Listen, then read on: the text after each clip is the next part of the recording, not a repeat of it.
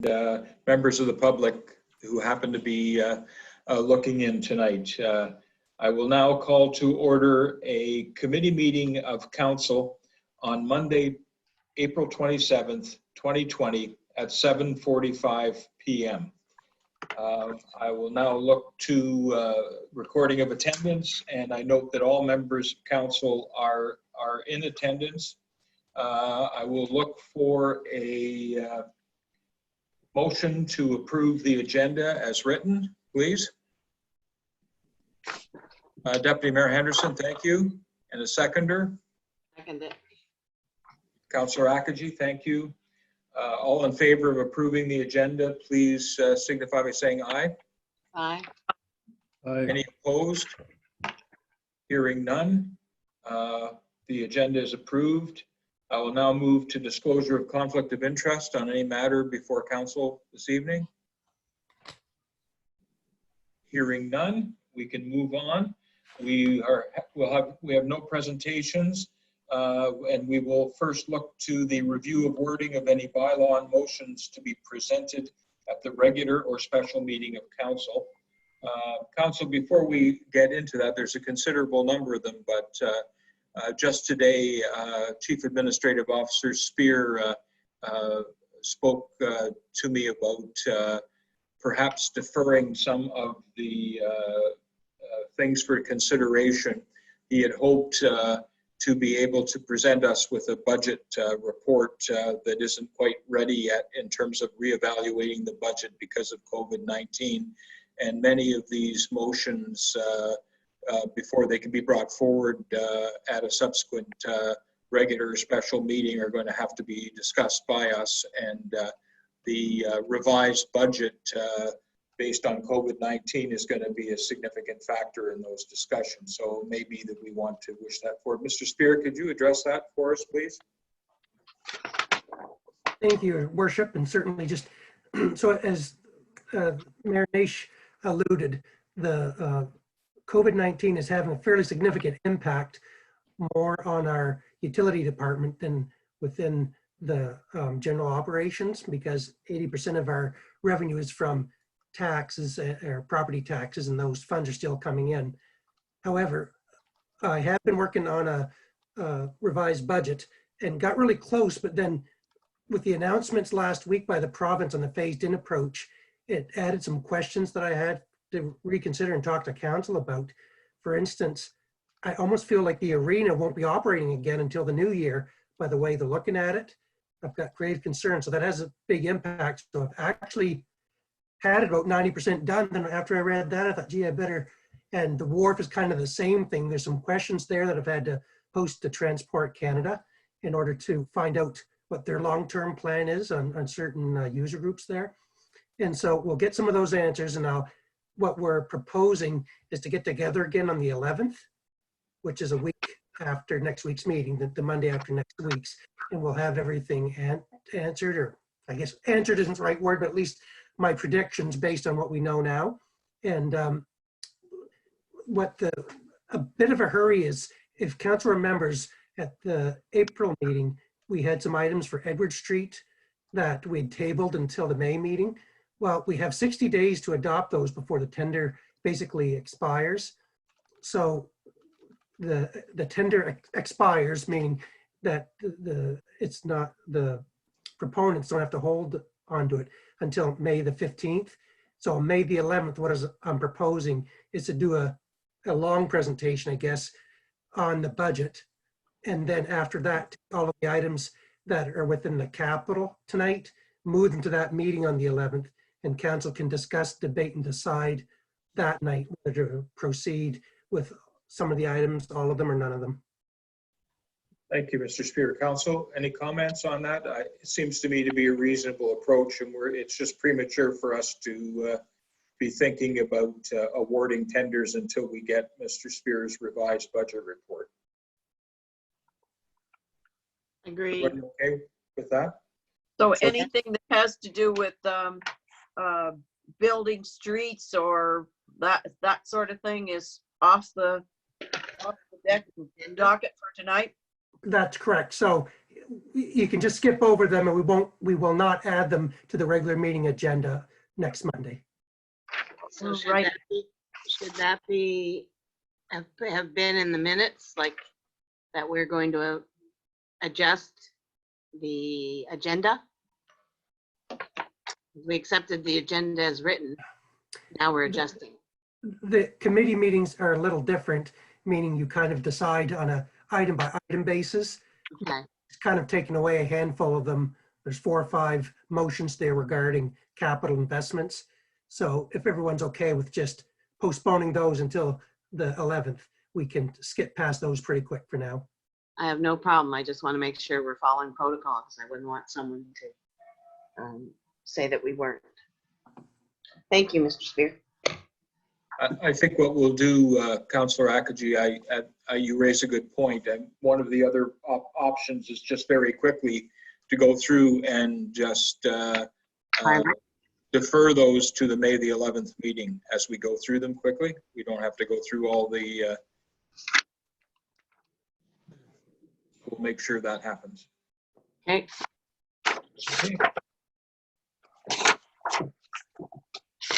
Okay. Some of these are, in fact, we should look at. So I will turn it over to Councillor Bishop to look at those finance and administration matters that we can still deal with tonight.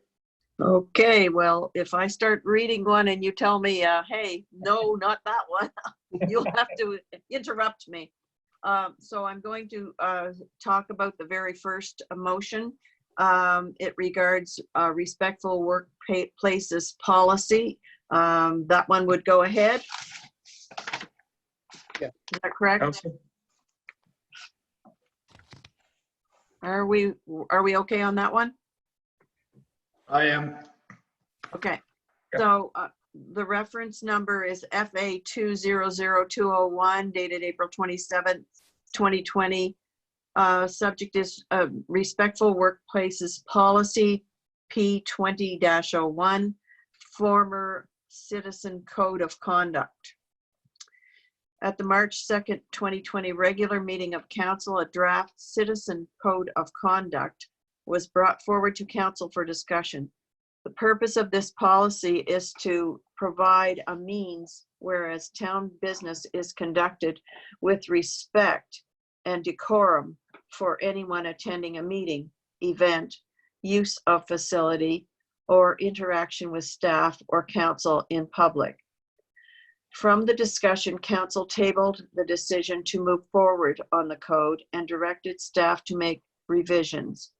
Review and revisions were made to the following: the title of the document, addition of all facilities and property the town owns, and can the document be applied to the public? Additional feedback was received from senior staff members to help enhance the policy for all staff and community members. Provided is a revised draft version of the code, which will now be referred to as the Respectful Workplace Policy P-20-01. The motion that council moves to accept the Town of St. Andrews Respectful Workplace Policy P-20-01.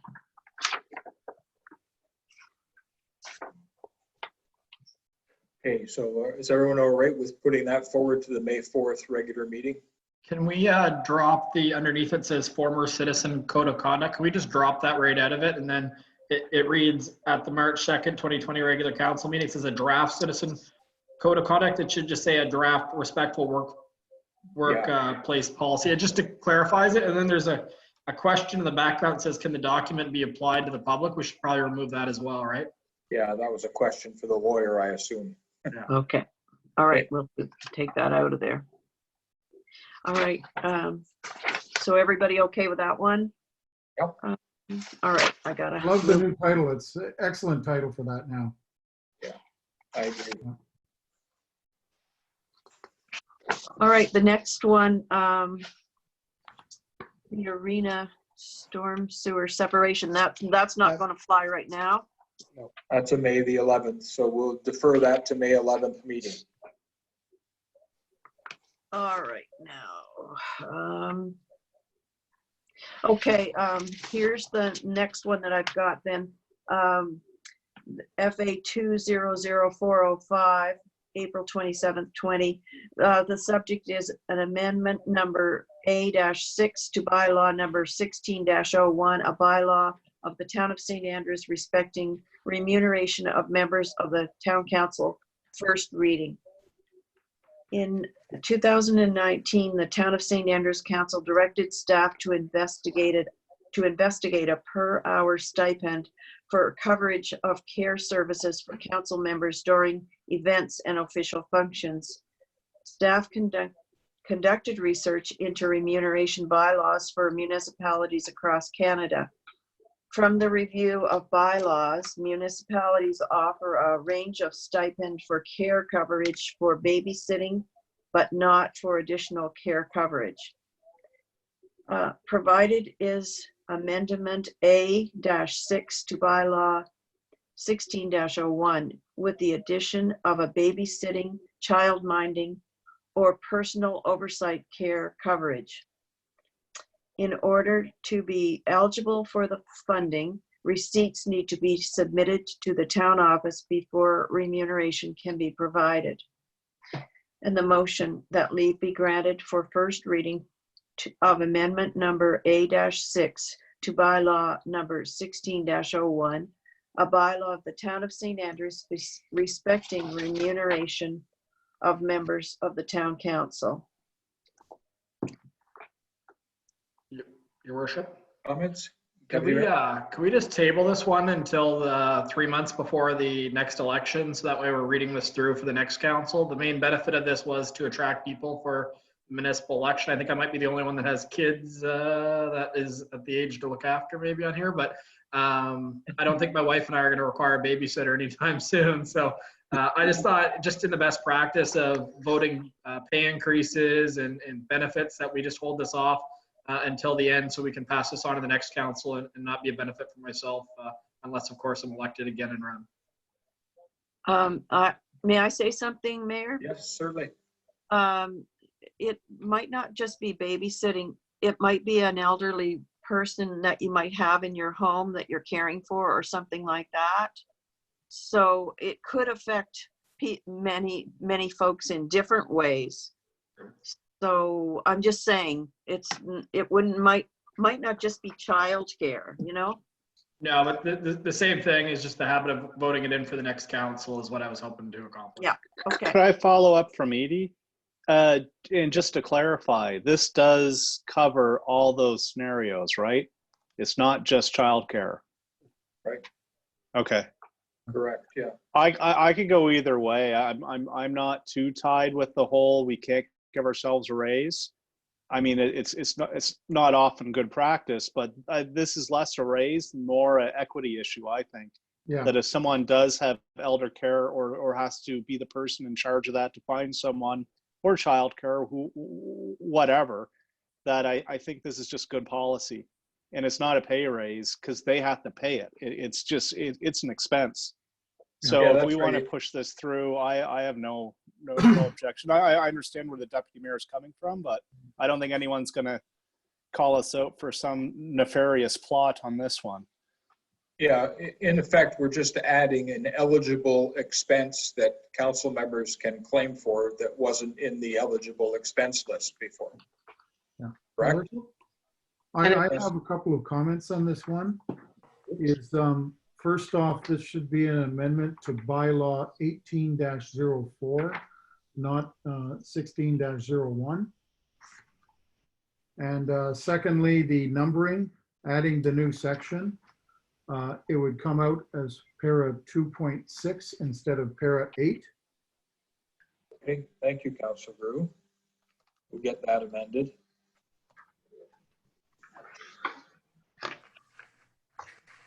If we pass it now and not use it, that's fine. Yeah, If it's 15 per kid, Chris, you're going to have to do a Newtown budget for me. Oh, you only get 15 per night. Did you not read that? Per hour. per hour. You'll have to be your own budget line item, Deputy Mayor. Bring your receipts in. Is there any limit on how old your kids have to be? Yeah. But council, I guess we're tabling this, but just a quick question. Does it apply to overnight? I noticed the way it's worded right now that, you know, hypothetically, and I'm not saying I have no opinion either way, but let's say someone with a child wants to go to the UMNB in the fall, and are we going to pay for someone to come in for the whole weekend, like on official business like that? Just so for clarity for staff when we bring it back up later. Good question. All right, that's okay. I guess. Good point. So I guess we need, so Councillor Harrison made a good point about bringing it forward. There's no need. So Your Worship, we may have to do a quick poll just to see if it's going to be moved forward, or people thought maybe they'd like to keep rolling or table it until we get closer to the municipal elections. Okay, let's do a poll. What does everybody think? What, excuse me, what was decided on what? Mr. Well, we can deal with this as early as next week, or we can take the deputy minister's point and defer it until 3 months before the election is caused. You That's bet not my on it, Brad. My question is, what Mr. Spear said, is it going to be continuous through the whole night, or is it going to be so many hours? Or are we just going to discuss this later? Well, one would assume that, like everything else, if you put in an expense claim as a councillor, the mayor and the treasurer actually have to deal with that. And so the mayor has to approve it, the treasurer has to pay it. So there is an approval process, but it should be clarified. I think that's a good point. I also think that perhaps the wording could be amended just a little bit, because, you know, I don't particularly like the word event, because you as a councillor or me as the mayor could get asked to go to some dinner, you know, as part of what your official function would be. And is that really what we want to pay for people to, or are we talking specifically about council, you know, council meetings and official functions of council? May I say something, Mayor? Certainly. If you as a counselor were required to attend something official, be an official greeter or make a presentation on behalf of the town, in the absence of the mayor or deputy mayor, then I would think that you might want to be, that individual might want to be reimbursed for, you know, child care or elder care, you know? No, agreed. I'm not saying that. I'm just saying that the term event is a bit nebulous. It has to be an official function of council, right? Councilor Gumashall. Your Worship, I think originally this was brought forward in recognition of the fact that young families or people serving on council sometimes put in a lot of hours, and you shouldn't. That shouldn't end up costing extra if you have to make other arrangements for childcare or whatever the case might be. I don't think anybody's going to be dropping off their kids at the babysitter for a week in Florida or anything like that. So, Agreed. So I think we can bring this forward at this time. I don't think there's any need to table it, but if that's the will of the council to table it, then Okay. so be it. Your Councilor Worship, Groove? yeah, to address the concern raised by Mr. Spear, we might be able to slightly amend the section by saying $15 per hour up to a maximum of, say, $75 per occurrence. And that way there, it certainly negates the, you know, babysitting while you're at UMNB or something for 3 days. Yeah. Oh, that's fair. Well, why don't we do that? But are you okay to proceed with this, Councilor Grew? I think we should. I think I am. I see it just as a allowable expense. We're not. Yeah. I don't see any. We're not giving anybody a raise here. We're just paying the costs that they accrue as being a counselor. I'm fine with going ahead with it. I'm fine with going ahead with it. Okay. That's, Deputy Mayor. seems like we have a quorum at least. Let's go ahead with it next week with those revisions that we suggested. Okay, Okay, the air compressor, that's going to be out of the budget. yep, We've got 2 trucks. Okay, we're going to the wastewater and water systems, water rates. PW 200401, April 20. I Is that think the one? it's mine. Hold on, that is Councillor Akaji. It's mine, Edie. Oh, I'm sorry. You can go right ahead, but it's mine. Excuse me, I don't want to step on your toes. You just like to talk.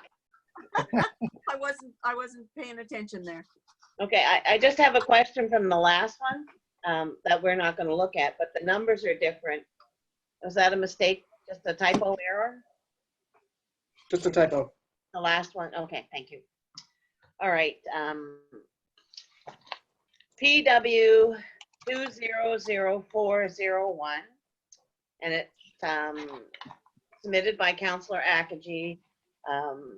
Amendment A-3 to bylaw number 19-07, a bylaw relating to water systems, water rates, wastewater systems, and wastewater rates. In recognition of the strain water bills may have on some of our users, Council indicated you would like to extend the payment, excuse me, terms to 6 months. Unfortunately, the payment terms are worked within the bylaw. So we need to do a bylaw amendment. Draft 1 of the amendment is allowing a 6-month payment,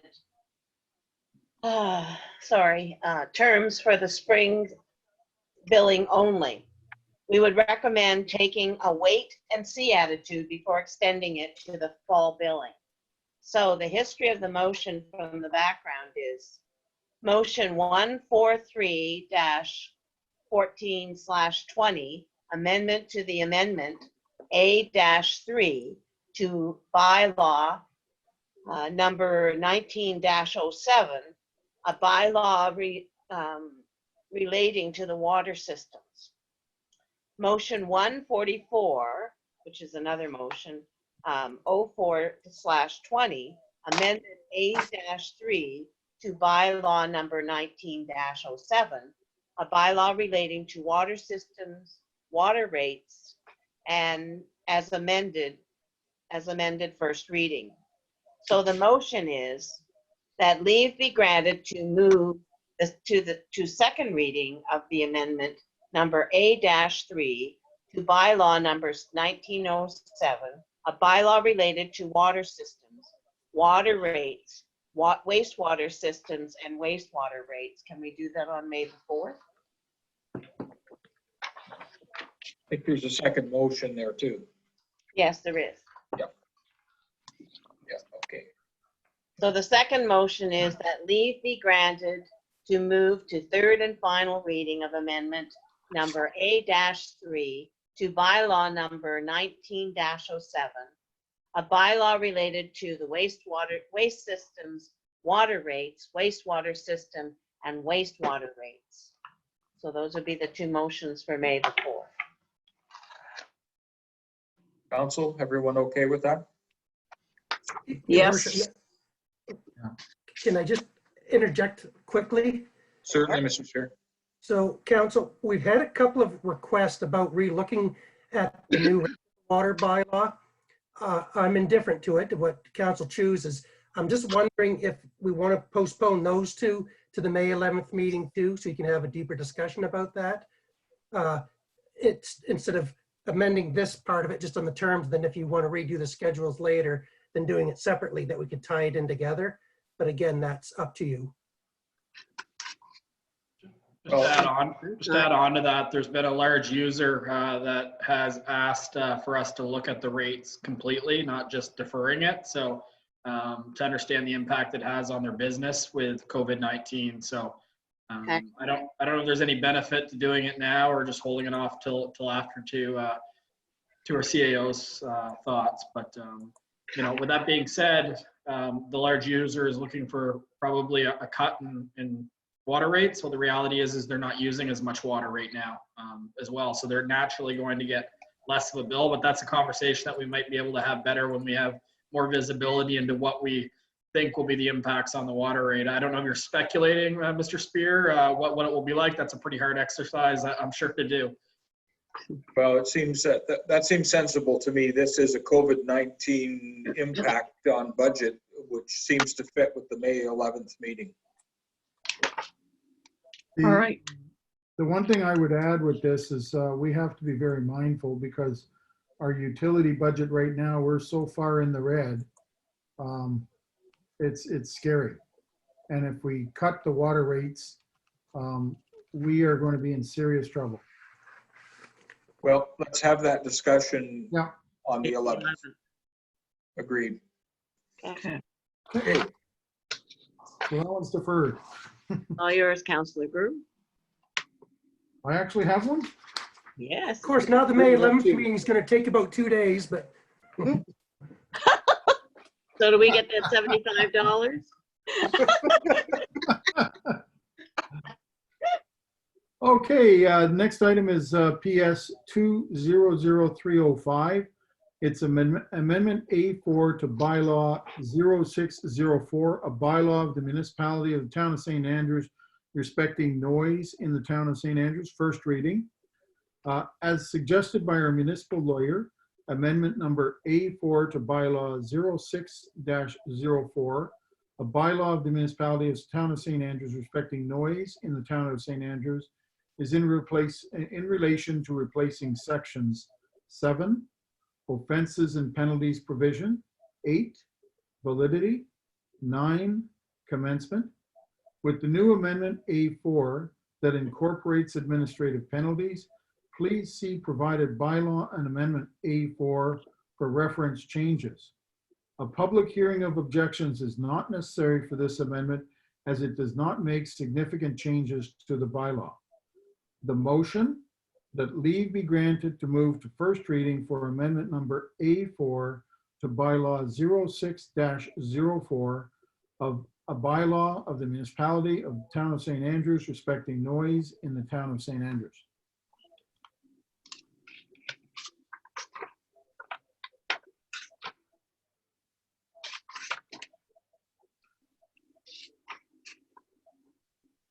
Council, any comments? Yeah, Your Worship, there's a couple of provisions in here that I have a bit of a challenge with is para number 4. If you look at the bylaw, if you're paying in person or you pay by mail, you pay the Royal Canadian Mounted Police. If you're paying by phone and with a credit card, you pay the town of St. Andrews. It doesn't make sense. I had kind of a similar question.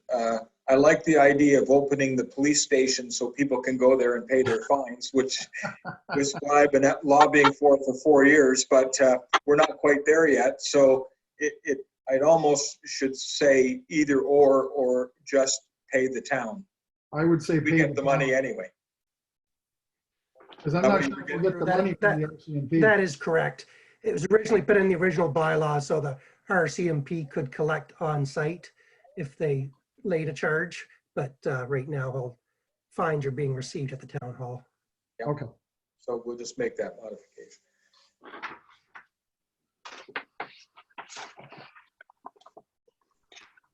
Okay, otherwise good, we proceed. Okay, next one is PS 200306. It's amendment A-5 to bylaw 02-14, a bylaw of the municipality of the town of St. Andrews respecting open air fires, first reading.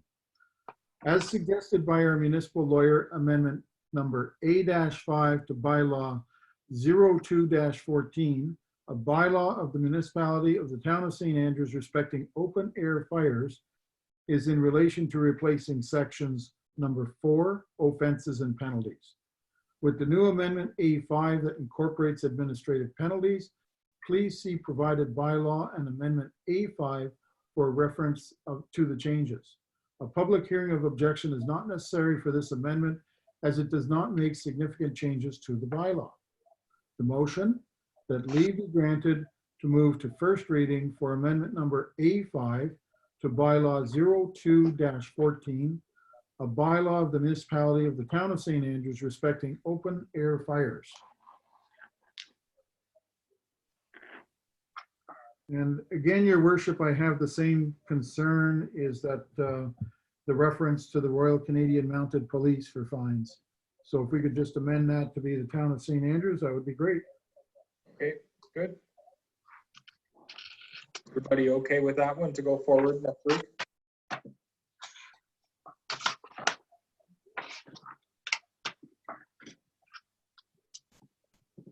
Okay, thank you, Councillor Grew. Councillor Groumichaud. Thank you, Your Worship. I have a few motions here. The first one is reference number R. Can you hear me okay? Yep. First one is reference number RCS 200303. The date is April 27th, 2020, submitted by myself. And the subject is amendment to terms of reference for the Environmental Advisory Committee. And the background reads, at the March 12th, 2020 Environmental Advisory Committee meeting, discussion was brought forward regarding the potential amendments to the terms of reference. It was suggested 3 new ex officio members should be added to the committee. It was suggested that, firstly, 2 students from Sir James Dunn Academy. The purpose of adding these ex officio positions is to ensure that youth have a voice in the growing climate issues and solutions for the town of St. Andrews. These students are future property owners and leaders in our community. Secondly, 1 member from the Eastern Waterway Commission. It is advisable to have a member from this commission as ex officio as they provide practical environmental research and background. Additionally, they are a valuable resource to tap into for support in other issues of funding and research.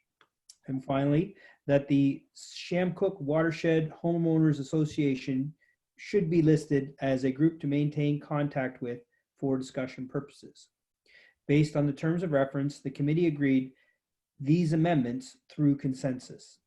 And the action or the motion reads that council approves the amendments to the terms of reference for the Environmental Advisory Committee to appoint 2 students from Sir James Dunn Academy, 1 member from the Eastern Waterway Commission to participate as ex officio members of the Environmental Advisory Committee, and add Shamcook Watershed Homeowners Association to group contact list.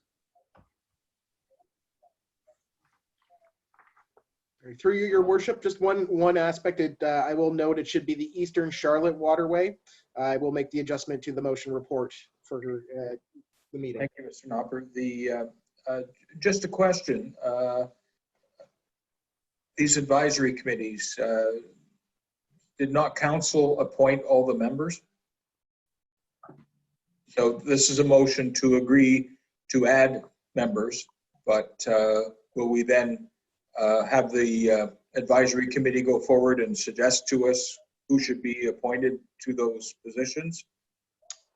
Through you, Your Worship, based on the discussion I've had with the EAC, their goal is to, once COVID is released again, to get names from the Sir James Dunn Academy, Okay. and they will provide them to council at that point for appointment, as well as the member of the Eastern Charlotte Waterway Commission. So it's a 2-part thing. Yeah. Agree to expand the committee, which is what we're doing now, and then at some later date, hopefully not too late, we'll get this will get over and we'll go back to normal business. Perfect. Thank you. Through your worship, it seems Yep. to me that the Shamcook Watershed Homeowners Association there was already a position on that board, wasn't there? Right. So they're already on it. Yeah, that's what I thought too. They are on it. Yeah. Just a correction, your worship, it's the Chamcook Watershed Homeowners Association. That's an ex-official member. Right. Now we're talking about the Chamcook Watershed, what is it, committee or something, or I think they're two different organizations. Through you, your worship, the Eastern Charlotte Waterway, Waterways is a whole other scientific commission. The Chamcook Watershed Homeowners Association is just a group of homeowners along the watershed. It looks to me like from the background, we're demoting them from a ex officio member to a we'll talk to you if we have something to say member. Through you, your worship, that was the request by the EAC to bring forward. So I'm just providing what they thought. We did have a member from their group there that's always represented, but they want to be, from what they were asking, is essentially more contact or more open lines of communication through that, instead of just listing it as one ex officio. They were hoping that they would be listed as a member group to be consulted and contacted. Your worship, if I may, just quickly, Yes. just to add to the one of the issues that came up was that council wanted the voting members of this committee to be all within the boundaries of the town of St. Andrews. And so the members moved out of town, Brianna, who we all know, and still wanted to participate in the committee. So that's why we're appointing her as an ex officio member. I am puzzled about the request from the Chamcook Watershed Association, but I'll have to touch base with Paul Knopper tomorrow to see what the question is on that, because they do have representation and don't necessarily their representatives should be keeping their group informed. So I'm not sure why there needs to be an additional input from us to that whole association. Well, maybe we can clarify that, but provided that we get that clarified, we still could go forward with this next week, I would assume. It's not. Okay. The other question I have is in the terms of reference, it says the committee shall not surpass 10 members. Does that 10 members include the ex officio members?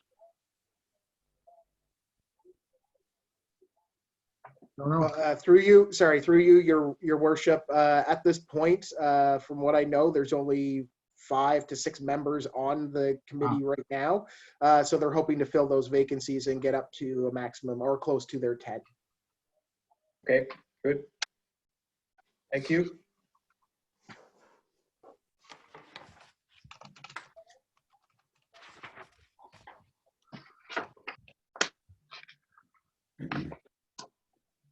Hey. Councillor Gumashall. Thank you, Your Worship. The next reference number is RCS 200305, and the date is April 27th, 2020, submitted by myself, and the subject is the Heather Curling Club lease waiver. The background reads, the Heather Curling Club has been a longtime partner of the town of St. Andrews for the provision of curling for the local area. It is entirely run by volunteers and contributes to the local economy, as well as being one of the busiest user groups at the arena. In March, the state of emergency, as a result of the pandemic, caused the cancellation of the Alpine Bonspiel, their major fundraiser. Consequently, the club is concerned they can't make their final payment. They are requesting that council waive their final lease payment of $12,063.65 plus HST for the 2019-2020 season. At the April 6th regular meeting of council, council requested staff to provide further information on the financial records for the Heather Curling Club prior to making this motion. The motion presently reads, move that in recognition of the 2020 coronavirus pandemic, council agrees to waive the final lease payment of the Heather Curling Club for the 2019-2020 season in the amount of, to be determined.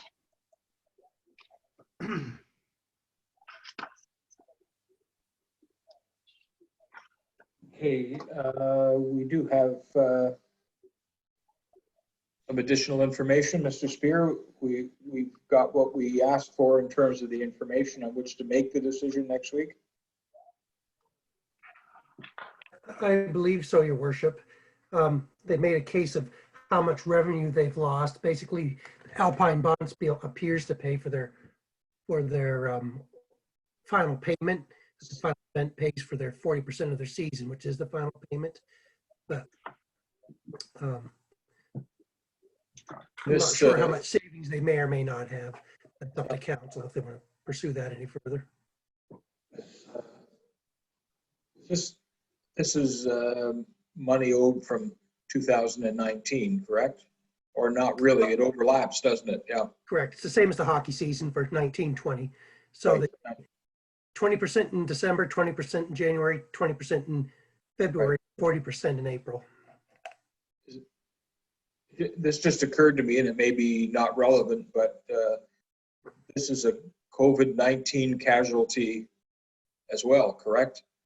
So does this factor into the relooking at the budget, or is this something that should be continue to be treated as a standalone request? I guess that's up to council. It's a good point. So I guess that's kind of up to council how they'd like to pursue that. If we can forward that until that meeting as well. It's a good question. I'll make a basic assumption based on that, not getting it, and then council can decide if they want to waive the whole thing or not. If that's the direction council would like to go, so postpone that particular motion until May the 11th. I can guarantee I'm not going to go hunting for the Heather Curling Club members this weekend to beat them out for that. So I know they'd like to have an answer, but I think they understand the situation. It'd be okay to wait another couple of days. Council, what do you think? Let's move it to May 11th. That's going to be an awfully long meeting. I know. Aren't they all? Welcome to the long meetings. I got nowhere else to be, Counselor Grew. All right, if everybody's okay with that, I think it fits May 11th's agenda. One last point, maybe Certainly. the CAO has heard something on this. Is there any move from the part of the provincial government to compensate municipalities for losses due to COVID-19? There's been nothing announced to my knowledge. They have collected information from everybody that was submitted, about 4 weeks ago now for us to estimate. What they have said, they've realized larger municipalities, the cities specifically, are going to have tremendous losses because of things like their transportation and stuff. And so they realize it's a big problem for municipalities. But at this point, no one's announced any type of benefit program for us. Okay.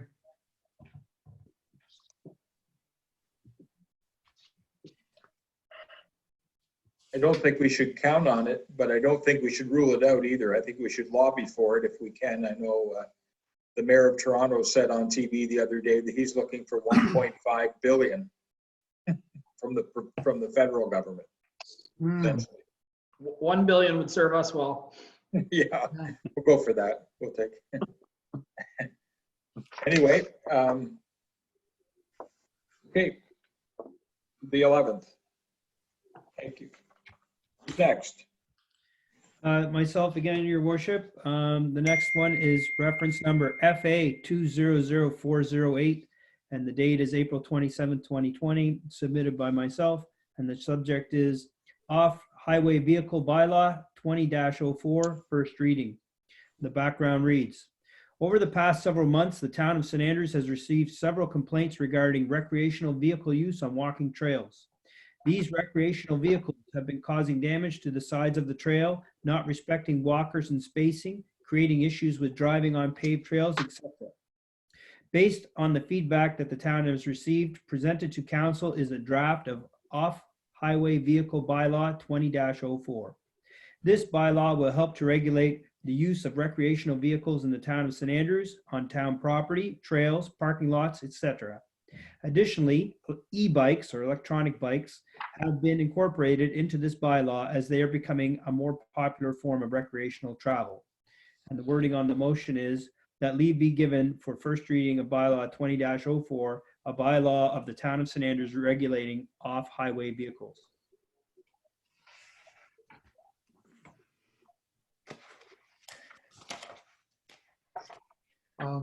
I read through the bylaw, your worship. I think it needs a bit more work. There's some areas in there that are, I guess, can be deleted because they're redundant. I'd like to work with Councillor Gumashell. Did you draft this, Councillor Gumashell? No, Mr. Knopper, super clerk, did the draft, and we did work together on it, but he did the bulk of the heavy lifting. So, Okay, I wouldn't mind working with Mr.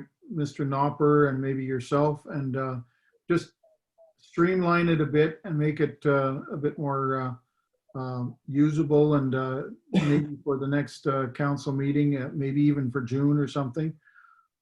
I'm extremely concerned about the off-road vehicles. This week we had a ATV go right down our street doing almost 100, probably about 100 kilometers an hour. Then the person turned on Water Street and sped away on Water Street at full tilt. The troubling part is the driver was not wearing a helmet. Whoa. Complete disregard for everyone around him. So, yeah, we need to get control on this, and it is, I think, pressing. well, Could we make sure when you guys work on this to, I know e-bikes are trendy and in kind of, they're popular now, but I'd hate to see that be the thin edge of the wedge for having little, things going too fast on the trails that aren't like either foot power or pedal power. So I'd definitely make sure if we have e-bikes, they're not ones that are too strong. The problem with e-bikes, and I'll have to talk to Mr. Knopper and Councillor Gumashell, is they're almost impossible to regulate. The difference between a class, I think it's a class 1 and a class 2 e-bike, where one goes faster than the other, in many cases, it's a software fix. So somebody can get a bike that says class 2 on it. They just go in and they change the software and it automatically becomes a class 1, which can travel faster. So how do you regulate that? It's very hard.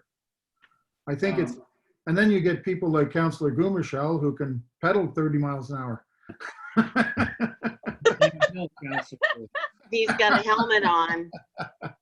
So question for the rest of council, do you want us to just wait to give other feedback, or like if I have some feedback now, do you want it Yeah. shared? Like what's I best? would suggest What's your wish? I would suggest we funnel things through Mr. Knopper, and then he can act as the focal point. Okay. Okay. maybe we table this till June. Yeah, I would think so. And I would say by June, we'll have a final draft and everything will be ready to go. Were we going forward with the idea of trail cams for added security to the trails? I suggested that. It's a cost of about $650 a trail cam. So we need a motion to purchase trail cams, or? That would be useful. And the beauty of the trail cams I was looking at is they're wireless. And they send a picture right to town hall. They're battery operated, infrared detection, and they have high resolution images. 650 would be top of the line. Yep. So if we We can track deer too. table the I don't think they're going 30 miles an hour, but sometimes they are. table this motion, but craft another motion to purchase a few trail cams. Well, until we have a bylaw, what are we going to enforce with the trail cam? Isn't it Well, all coordinated? I think it's illegal now, isn't it, to have It is. ATVs on trails? We can at least send it to the RCMP. Yes, and Councillor Harrison is correct that we do need the bylaw to enforce, at least in our property. But as council knows, a lot of the trails are across private property. So in effect, those ATVs are trespassing because they're, only foot traffic is expected on those trails. So any type of picture we can get will be forwarded to the RCMP, who can deal with it as best they can. Typically a warning, and typically it's people under the age of 18 that are driving in most cases. my experience. So usually a quick talk to their parents will straighten out the situation. So we can do both. I may suggest, as it is an ongoing problem, we may not have it ready for the 4th, but we might want to do a reading even at the committee meeting in May.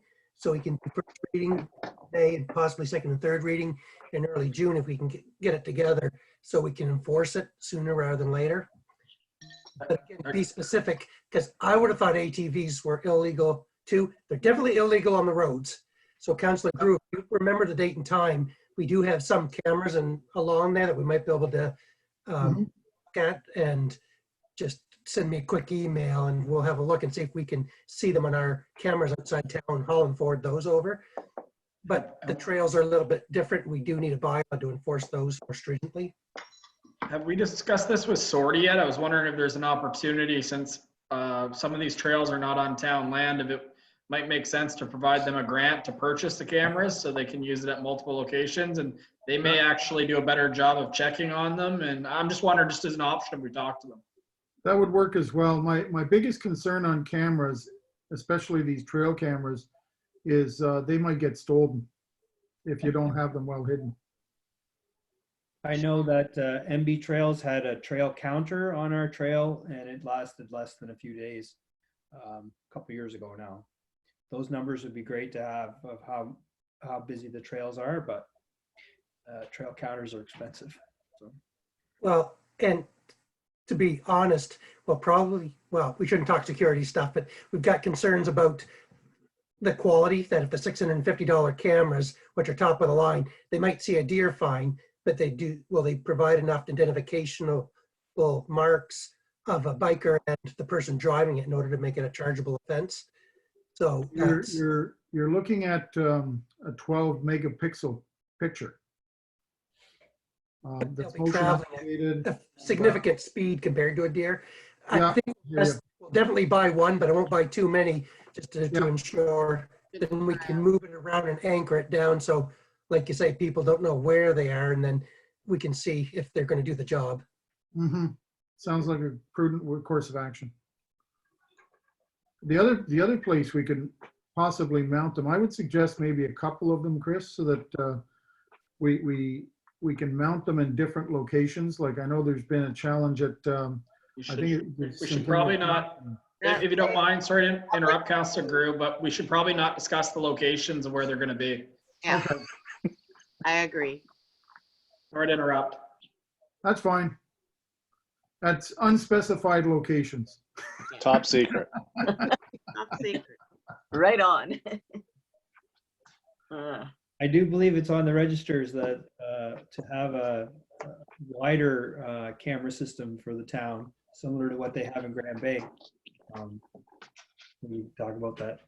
Or skip it over when we get to that, but at Grand Bay, they have a camera system on their playground by their arena and in different spots through a third-party provider.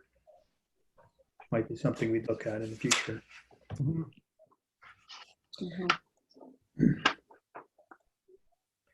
Okay, Permission to move forward, Your Worship? yes, Okay, reference number RCS 200304, April 27th, 2020, submitted by Councillor Gumashal. The subject is Trail Maintenance Agreement with Sortie. Background reads, the walking trail system within the town of St. Andrews was originally built upon the old rail bed and has been expanded and upgraded by the Kiwanis Club, as well as St. Andrews Outdoor Recreation and Trails Incorporated, or Sortie. The town was approached verbally by a couple of members of Sortie who were looking for assistance towards the upkeep of the trail system, either with a cash donation or services in kind. Currently, our trails budget is only $1,000 per annum. Council will need to direct staff on what portions of the trail town crew would be responsible for, as much of the trail is on private land and separate agreements would need to be made with each landowner to give the town access to the property. So the motion presently reads, move that council directs staff to assume trail maintenance of the St. Andrews Trail system from the start of the Van Horn Trail on Water Street to blank. And continues, council also directs staff to prepare an agreement for council's approval for individual landowners that the trail crosses. So that's the reading, the motion.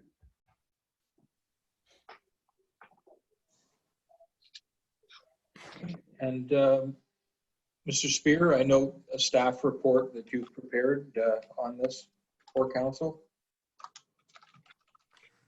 Well, Talked about what the cost would be. yeah, so, sorry, Your Worship. And again, I guess we're just trying to make sure things are going forward to the meeting next week. But essentially, for those that might be in the public interested, we're talking about $5,000 to $6,000 in either cash donation or in lieu services. And staff's concern is that the biggest ticket item, I guess, is that there's a section, which I'm assuming Councillor Grew would know better than I, but the first section that was paved, which I'm assuming is from Water Street for 600 meters, should be sealed this year. So that's the biggest item. And the town crew can't do that. There is an outside contractor for that. The rest of the maintenance should be able to be done by us. There were other items there that I do have a trail committee meeting tomorrow night that I'll bring some of these things forward to them to talk about. That's on the bottom of the report, including a safety program, an emergency response protocol, etc. And I guess the only other thing, I don't know if you want to do it next week, or I did mention in my report that council may want to include not SORTI, but a trail stakeholders agreement that SORTI would be part of, or not agreement, sorry, a trail stakeholders committee, advisory committee, which members of SORTI would be part of, to make them an advisory committee to the council of the town of St. Andrews. Specifically for it, just might close a little bit of a communication gap we seem to have now, and that we'll start working together more closely, and also tie in some groups like the Huntsman Marine, who has trails over there that currently isn't part of the SORTI mandate. Question for you, Mr. Spear. I was wondering if I could, through your worship. Yep. I was wondering if the Public Works Department for the other requests has that within their current capacity and current staffing, or would this be, obviously extending them beyond a capacity of work? Because Well, I guess it's within their capacity, but some things will be have to be slowed down. So, they're aware of it. I asked them before I ordered them. I said, "What are your thoughts?" So they can work on some of it. It probably might mean, like SORTI said, they mow every week with a volunteer. It might be every other week, or every 2 weeks or something. I'm sorry, same thing, but you know what I mean. That it may not be the same level that they were hoping, but it should be sufficient for there. And then I think especially for SORTI, their concerns were stuff like when falling limbs and trees and things like that, that we have better equipment and frankly, younger workers that are able to manage that stuff. Wait. I can pick up some trees. No disrespect, Councillor Gumichelle, if you happen to be going out. So I meet with Mr. McNabb and Mr. Johnson, so I'm sure they don't pull in a chainsaw very often. I think the town has a role to do and support. I was just wondering, it says in lieu that there's an opportunity to provide them with a grant. I'm just wondering if the grant wouldn't be the best case scenario for the town, so the Public Works staff can continue to concentrate on everything they do. And as well, the trail system is composed of both public and private land, and we're able to give them the grant, then they could hire the people outside of Public Works to work on the private land as well. Just food for thought, just because the amount requested is, in my opinion, a very reasonable amount. And certainly Public Works would be happy with that. It's just, I had mentioned there's only $1,000 budget for trails. So we'd have to pull this from another part of our budget to pay for it. But from the staff's perspective, it'd be the easiest way until we can incorporate it into the 2020 or 2021 budget in the fall. I think we should go ahead and discuss this next week if we can. Go to your meeting tomorrow and bring some of that back to us for next week. But in having this discussion, it seems to me that as the province will start to loosen restrictions over the COVID thing, one of the things that gets loosened up is outdoor recreation. And this seems like a good year to have the trails operating as well as we can. And if we can make a contribution to that, I think that might be something we should consider, because there are some other things we won't be able to do this year. So just a thought in any event. So, Well put. okay, so we'll deal with that next week. Okay, the next item, Your Worship, is reference number RCS 200402, April 27th, 2020, submitted by myself. And the subject is amendment number A-1 to bylaw 18-01 to regulate vehicular traffic in the town of St. Andrews, second reading. And the background reads, amendment number A-1 to bylaw 18-01 is in relation to changes to section 19, offenses and penalties. The amendment changes can be found on the amendment A-1 document provided with this report.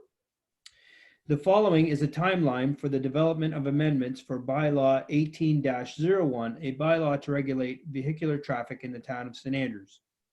Motion 104-0320, amendment number A-1 to bylaw 18-01, a bylaw to regulate vehicular traffic in the town of St. Andrews, was given first reading.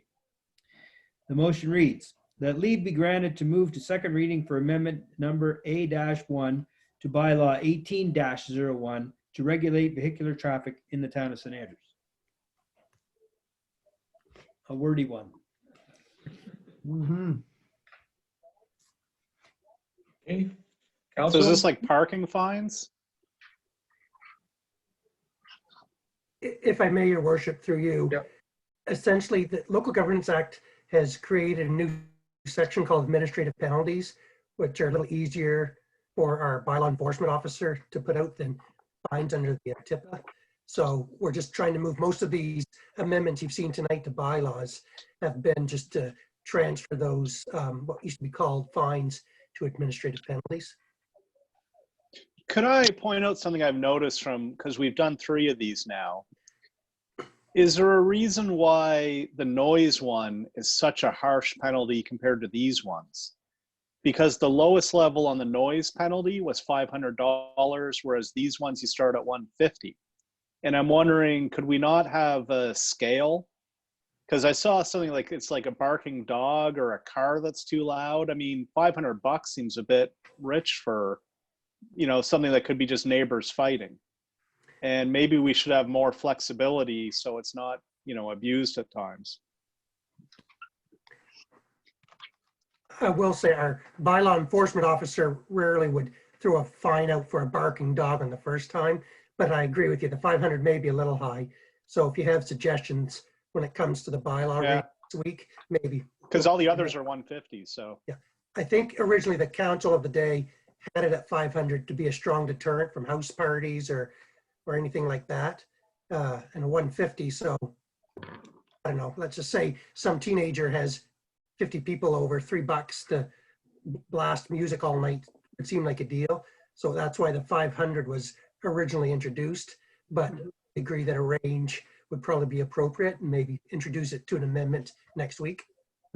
Okay. It would be interesting, just to Councillor Harrison's point though, just to find out from the bylaw enforcement officer, if a $500 fine is, I guess you could say a deterrent from him handing it out. If he's not comfortable handing them out, then we should maybe look to make it something more more easier to hand out, because we looked at that with the deer, the animal control bylaw with deer feeding. We went in too strong, and then we kind of got feedback that you might be reluctant to hand them out if they were that strong. And if you make them more reasonable amount, you might actually see better enforcement in the long run. So just something to consider with Councillor Harrison's comments. Yeah. Why don't we just reduce the noise bylaw one to $150 now? I'd be good with that. The only fear I have of that is if you have a large organization, they could just absorb the 150th part of their fees and just say, I'm going to have the large event. $150 is nothing. So I think that's why it's in there more than anything. But I don't know if there's a tiered effect with a business versus I don't know. But in the same sense, I think overall the town noise bylaw, there has been things. I think overall it's been pretty good in our time on council. So why poke a bylaw when we don't have to poke a bylaw is my only feedback. Okay. Unless, I know the lawyers are looking for a review, but I just don't understand why we're opening this all up for hearing of objections when we haven't had an issue that I'm aware of over the last few years, and that goes for a lot of these bylaws. Yeah. Although I do like hearing the mayor read from time to time. Yeah, I knew that was coming. Doing lots of reading on the 4th. You bet.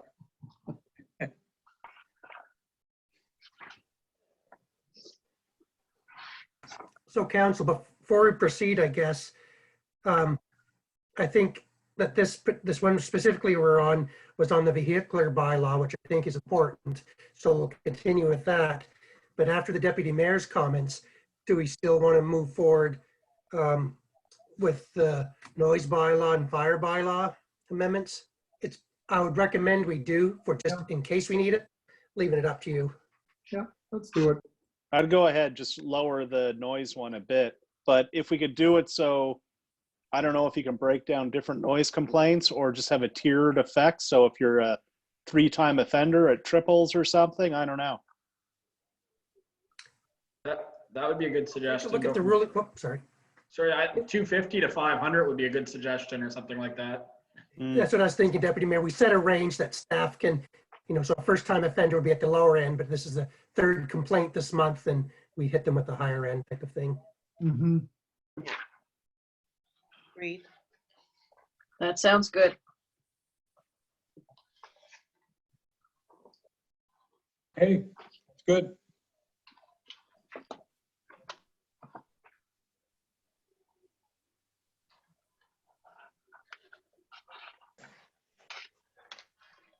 Is that me now then? Yeah. I think it's you.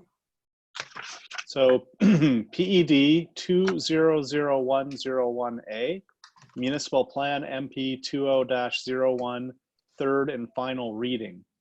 Provided is a report outlining amendments to Municipal Plan Bylaw MP 20-01 for review by council. Please consult the additional reports provided by the SWMBSC for reference. And then the motion history is motion 19-01/20. The leave be given to introduce for first reading a bylaw MP 20-01, St. Andrews Municipal Plan, and it was read by title and carried. Then motion 21-01/20, move that council sets the date of Feb 3, 2020, 6 p.m. for the public hearing of objections to the municipal plan bylaw in accordance to section 111 of the Community Planning Act. That was carried. Motion 88-03/20, Municipal Plan Bylaw MP 20-01, second reading as amended. And then motion 139-03/20, move that council set the date April 27th at 6 p.m. for the public hearing. And that's what we did tonight. So then the motion that could go forward on next Monday is that leave be granted to move to 3rd and final reading of bylaw number MP 20-01, municipal plan for the town of St. Andrews.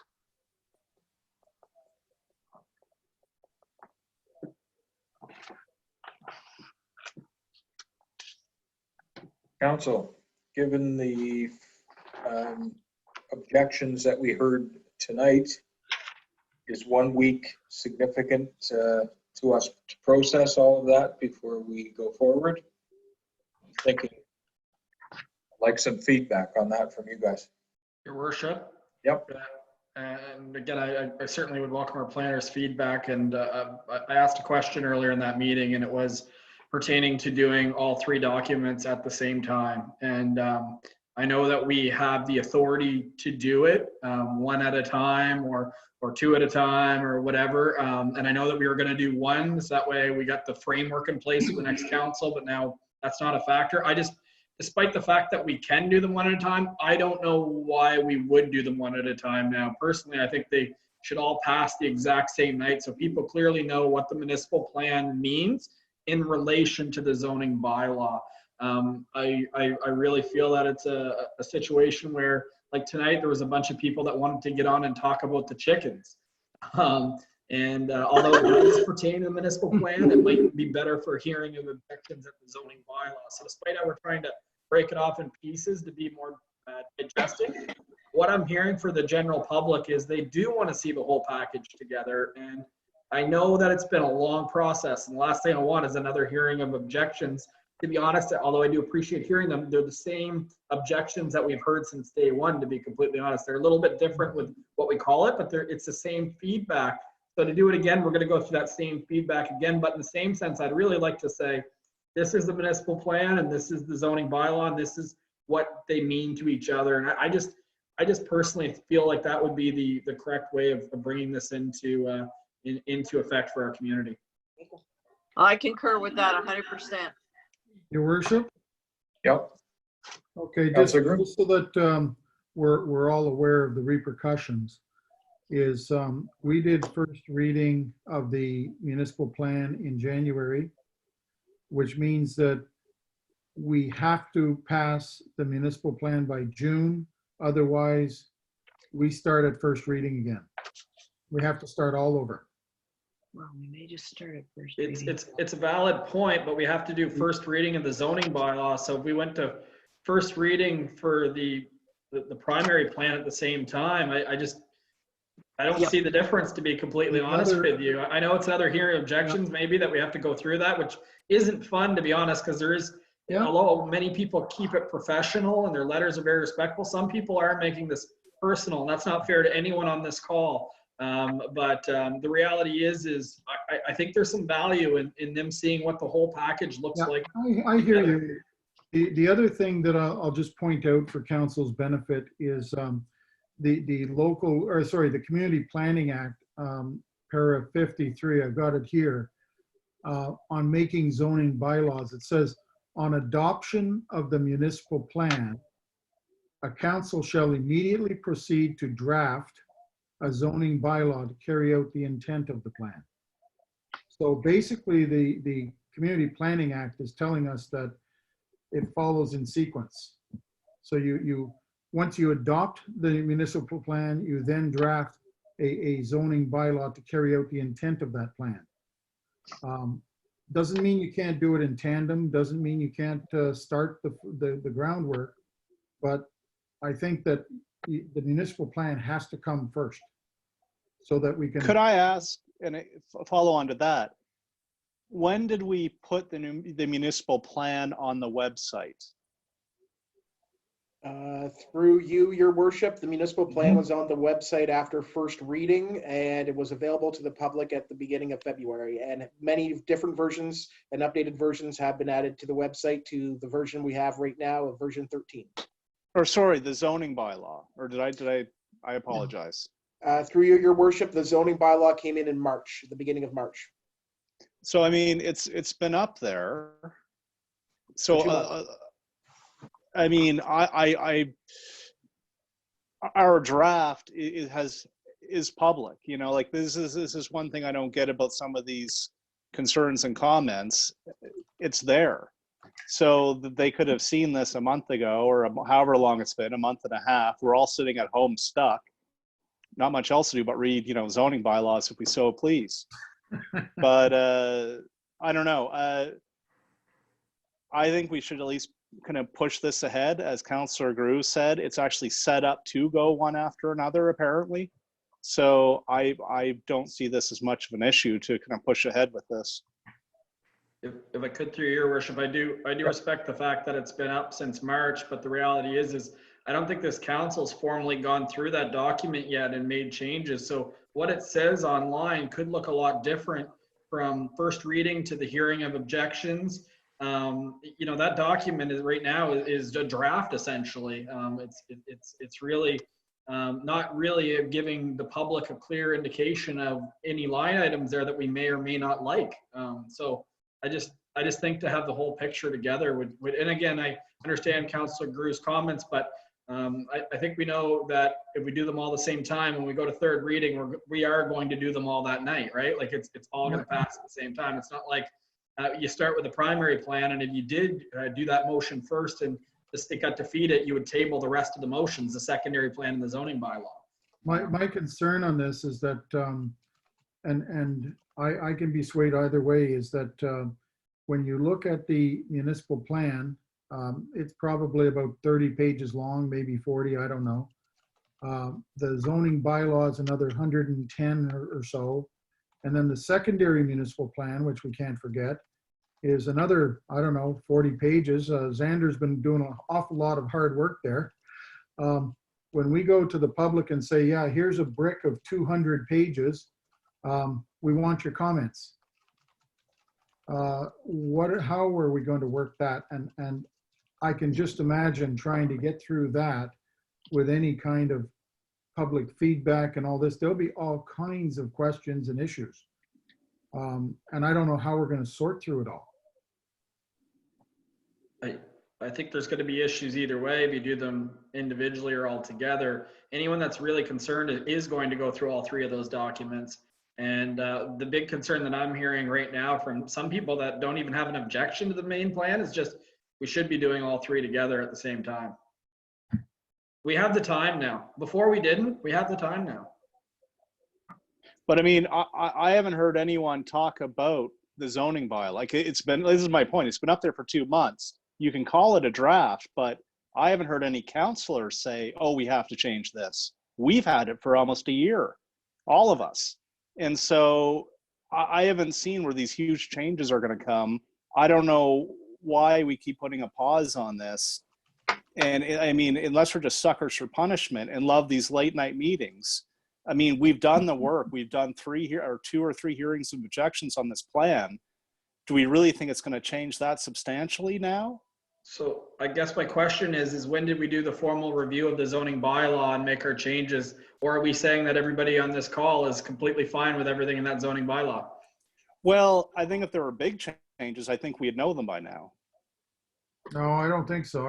I don't think council has really reviewed it. No. Well, we've had it for 2 months or more. Council's Sorry, through you, your worship, council deferred looking at the zoning bylaw to the next council, and that was the point. It was originally, that was the first time it was brought officially to council.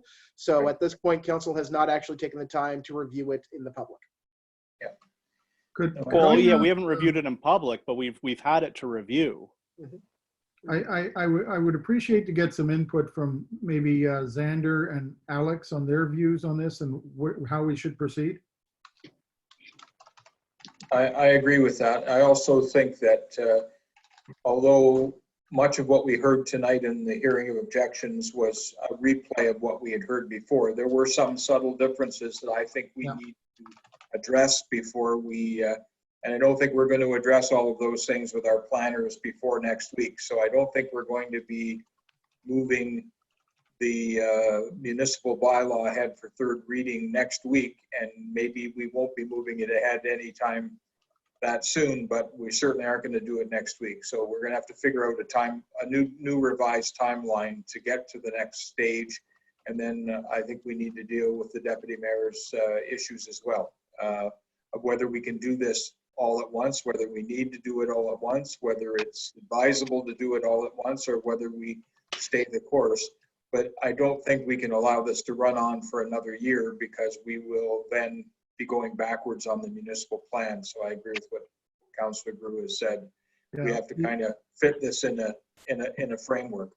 The other issue that I think we have to be mindful of is the government has postponed the municipal election to the latest of next May. There's nothing that says they might not call an election in the fall or earlier. So we got to make sure that whatever timeline we come up with is something that we can execute. Right. Agreed. Let's schedule the zoning bylaw review for council right away. But I do agree that with the deputy mayor, and that there is, I think, lots to consider. The one thing that I heard tonight that made some sense, and I'd like to get input from, again, our planners, is there seems to be a lot of concern over the fact that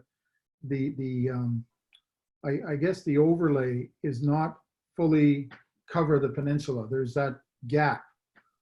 And they seem to view that as being unfair and somewhat discriminatory. And I know that we didn't intend that in any way, but I don't know if we should just extend that overlay so it covers the entire peninsula and that everything is covered. And that way there, it's perceived as being fair. So I don't know, I seek the input from our planners to see what they think about this.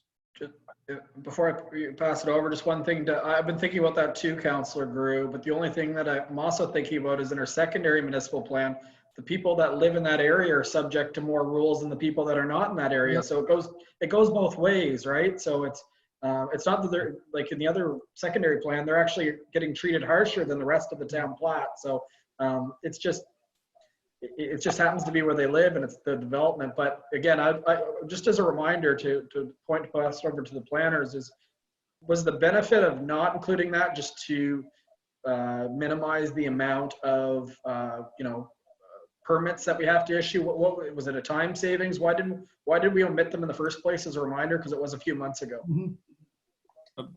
Xander, feel free, through you, your worship, if I may. And Xander, feel free to just jump in as well. So this coastal conservation overlay, which has definitely raised some conversation, it did not apply to the historically built up waterfront. And the reason being, I think, was because the purposes of that overlay is for environmental and aesthetic reasons related to things like tree cover, septic system placement. These things don't really have much of a bearing where you already have an existing built up waterfront, where you don't have natural tree cover.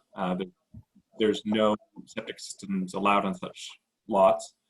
The one thing which could be applicable would be the geotechnical kind of thing related to erosion. And we looked at this, and Xander, maybe if you wanted to fill in that bit there. Yeah. You did this legwork on the research. Yeah. So I think our initial recommendation to council was actually to have that overlay zone be everywhere on the coast and go through the historic business district and Water Street. But in the zoning bylaw, so on the map it would show as going everywhere, but in the zoning bylaw, it would have slightly stronger regulations for the areas that are currently in it. So it would, I think on the basis of a geotechnical study, if you could, show that your development wouldn't lead to more erosion, because that's the other concern, as well as aesthetics and pollution, is erosion. And there were some concerns raised tonight from members of the public about, why are you exempting this? Because not from a question of fairness, because I think, zoning isn't entirely fair, but you zone because that's what you need to do. But the erosion issue was brought up from the public, and I think that was initially why we thought that that part of Water Street should be included, because, well, yes, you're not going to have any issues with tree clearing because the trees are pretty much cleared. You can't put septic systems there because you're serviced. You could still have issues of erosion. So our initial recommendation was exempt that part from the tree clearing and septic requirements, but still ensure that if development was going closer to the water's edge, geotechnical studies would need to be done showing that it wouldn't cause liabilities and further erosion. And just maybe if I could add one last point here too, and for clarification with the public and those watching, the zoning bylaw draft, which is online just for discussion, it's not council's endorsed copy or anything like that. The way it deals with this, I think it's kind of ambiguous. It doesn't. I don't think that section had made it in, because by the time we started doing that, we'd had the zoning bylaw draft online, and council had authorized that draft going online, even though people hadn't really gone over it. And then we didn't want to introduce new language into that without council's approval. So that we have language drafted for that area, but it is not actually in that draft online yet. Wouldn't it make more sense just to do a whole different geotechnical zone that, like, it seems confusing to have something that would ostensibly look like the same zone going around the peninsula, but with different rules depending on where you lived in the zone. Shouldn't we just have different zone? Like, because I mean, I'm in service residential, someone else is in the state, we have lots of different zones. I don't know why don't we keep zones to do the same? Like, if you're in a zone, you're in the same zone as the other people in your zone, and not different rules within the same zone. Yeah. Just seems really confusing. But the conservation overlay, one of the things we can do perhaps is you would have universal rules that apply to the conservation overlay, but for some particular properties, those rules would be not applicable. But it would all still be the same rules. Like, you're not going to have a septic system on some of these properties. It's just not feasible to do it. Many properties would not have tree removal, but there's still that requirement to do that. But it would not be applicable, but the rules are still there. So you don't. But if the rules aren't applicable, they're not still there. Oh no, they're all still there. It just means if you don't have a tree to remove, you're not worried about it. If you don't have a septic system, you're not worried about that particular rule. It doesn't apply to your property. But the rules are homogeneous and they apply universally to all properties in the overlay zone. Or I shouldn't call it zone, but the overlay. But then should we then work in for the aesthetic side? Wouldn't we need specific rules for kind of the downtown part in that area? Because it's one specific look we have in our downtown, being a harbor, being like, shacks up to the sea and all that, versus the more pastoral, fields and open fields on the outer parts of town. It seems like apples and oranges we're dealing with here. No, you're getting into zoning now, but No. The aesthetic part was part of this overlay zone. Your Worship, point of order, sorry, I think it's good debate, but it's not supposed to be at the committee meeting level. So we could move this for more discussion next week and allow this debate or defer it another time, but. I have a question for the planners, Your Worship, through you, if you don't mind. Yep, certainly. Just wondering, it's a coastal overlay of just like where the water the high tide mark. I find it intriguing. I've talked in the past about the seaweed harvesters coming and taking all of the seaweed off the beach. The duck hunters going down onto the beach and hunting the different clammers and all that sort of thing. I find it intriguing that perhaps our coastal overlay might extend to some of these other environmental protections that we might incorporate. So I'm just wondering about that. I don't think we control the beach. Yeah, it would only go from the high tide mark. Anything below is provincial crown land, basically. So, okay, well, Yep. thought that might be a good way to approach some of those things. If we're going to create a coastal overlay, then I guess we can't go below high tide. Is what you're saying? Okay. I'd like to propose that what we do thank you, Mr. Spear, for getting us back on track here. What I'd like to propose is that we take this away. We're not ready to go to third reading of the municipal bylaw next week. So let's take this away, talk to our planners, figure out a process that won't take too long to get this back before us in some form, maybe even a special meeting to deal with this. Because if we go either way, we're either going to go and pass this and then go on to the other things, or we're going to amalgamate all this and try to get it done. But either way, we have to get it done within this time frame, because I think Councillor Groulx could be correct. I mean, everything's going along so well up in Fredericton that they may well want to have an election this fall all over the place. So, they're all in one big love-in up there these days. So if that lasts, maybe we could be in for elections sooner than we all think. So we might as well get this piece of work done if we can in the next couple of months, if that's possible. Well, our fuse runs out in June. Yeah. That's our challenge. We've got a bit of a time constraint there. Right. I think part of it is can we sort of promulgate or get started on a zoning bylaw? I don't know if that's doable, another way to do this, but Yep. Anyway, it's That's what I'd recommend is getting right into the zoning bylaw right away. Well, let's figure that out between now and next week and move in that direction. So we'll pull the minds together and we'll set up a scale or a time frame. Agreed? Agreed. And just before we move on, Your Worship, if I just want to thank the planners for doing all the heavy lifting and all their hard work, and I think they'll be guiding through Absolutely. the rest of this, and keep up the good work, fellas. Appreciate it. Thank you, Very Councilor welcome. Michelle. Great job. it's not tough at all, is it? I mean, what At else least I would get we- paid for those people to talk, you know? I'm paid to be here right now, a lot more than you guys, so. You guys are taking the real flack, so thank you guys. Well, Right. no, it's good. I'm quite optimistic we're going to get this all wrestled to the ground, and we're never going to make everybody completely happy, but I think we're actually moving in the right direction here.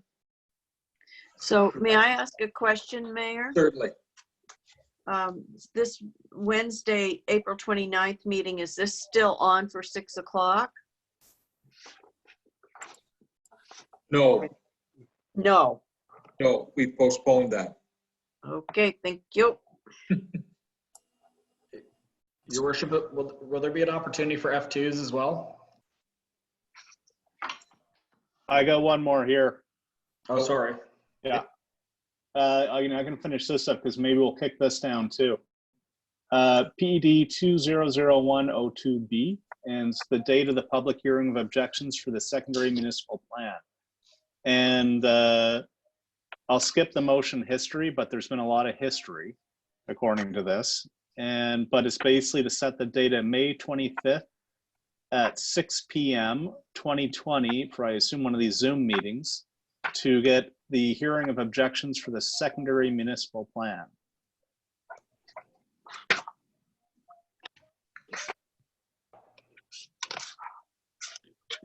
Your worship, through you, I just, my same comments. I don't think we should set this until we decide exactly when we're going to bring them through. If we're doing them all together separate, there's no point doing yet another one and then yet another one. So let's make sure when we set this, we know it's our last one. Yeah. I mean, this isn't a third reading though, so whether we just want to get that stage out of the way, I'm not sure. I'm trying to think, we've actually done a hearing of objections in this one before. No, we tabled you it haven't. before. Tabled it. Yeah. There was a formal public presentation and then an informal public presentation, but no formal Right. public hearing under the Community Planning Act. Councilor Brewer, you had a comment? Yeah, I was going to say, we're going to probably get together next week and talk about the municipal plan. I don't think it would be prudent at this point to, poke a stick into another hornet's nest before we figure out exactly what we're going to be doing.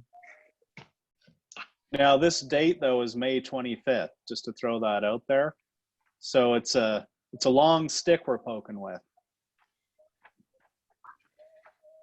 But the date can be changed to June if we need to. Yeah. And even if we want to start ramping these up in a tandem, I don't think we're going to hold the hearing of objections all in the same night or even the same week for each of them. So there will be some spacing. Yeah. Or I assume there will, because that would be a hell of a meeting if we tried to do them all at once. Okay, I think we've got a little bit of time here. I think we should make this decision next week about where we're going, what the approach is going to be. I think if we put that forward for next Monday, it just sends the wrong message, like we haven't considered what was said tonight. So let's just wait on that. At least till next week. Through Yes. your worship, if we're done with that one, I do want to note the rezoning of 235 water. There will be a motion brought forward from that based on the public hearing tonight. Okay, yeah. Fair enough, good. Okay. Now, Deputy Mayor Henderson, you had a comment. Sorry. Yeah, so I was wondering if I could F2, because I know the ledgers aren't in here, the registers rather aren't in here tonight, but I was talking with Sir James Dunn Academy, and the unfortunate reality is it doesn't look like the graduation is going to be able to happen this year as a result of COVID-19. So first of all, that's very unfortunate for our graduates. It's a big moment in their life, and I can't imagine probably how upsetting that is that they can't all celebrate as a class with their family and their friends. It's really, it's quite sad. So I was wondering, I was talking with David O'Leary, I think he might have reached out to another counselor or two. They had the idea that they would hang the graduates' banners throughout the community. I think that that's a very, very positive suggestion, and I think it's a good way for our community to celebrate them.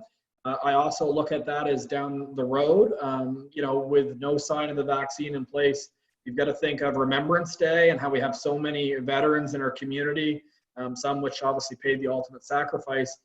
There might be other opportunities to use banners in this community as a way over the next year and a half, who knows, to acknowledge people's achievements and also their sacrifices for our community. So the problem is, from dealing with the BIA, is the banner poles that we have downtown on the streetlights, they're triangle in shape. They are not a good mechanism in place to kind of do these banners like you see in other communities. We really need those rectangle large ones. And you can buy brackets that go on telephone poles. If you go online, you'll see them anywhere from $50 to $75 for a pair of brackets. And I'm wondering if there isn't a way in which this council would consider purchasing brackets so we can properly recognize our graduates and then have other conversations about Remembrance Day. But to be honest, even when this is all over, when we have an event like the Premiers or the National Curling Championship, these brackets can be used over and over again to help celebrate kind of events in the future of our community. So I think it's good spend. So I wanted to bring that forward to council to get budget set aside so town staff could purchase that. I would second that motion. Deputy Mayor, there was a condition for those triangular ones because of the poles that we have downtown. That's why they were installed that way.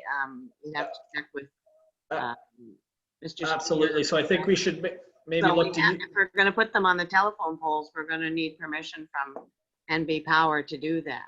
That's the only condition that we probably might run into, but it would be a nice idea to do it. I know we voted upon that in the last council, that there were so many banners, you know, things put up, signs put up, that we didn't want a lot of signs, but you know, some of us did, some of us didn't. So like all councils, we voted on what was best.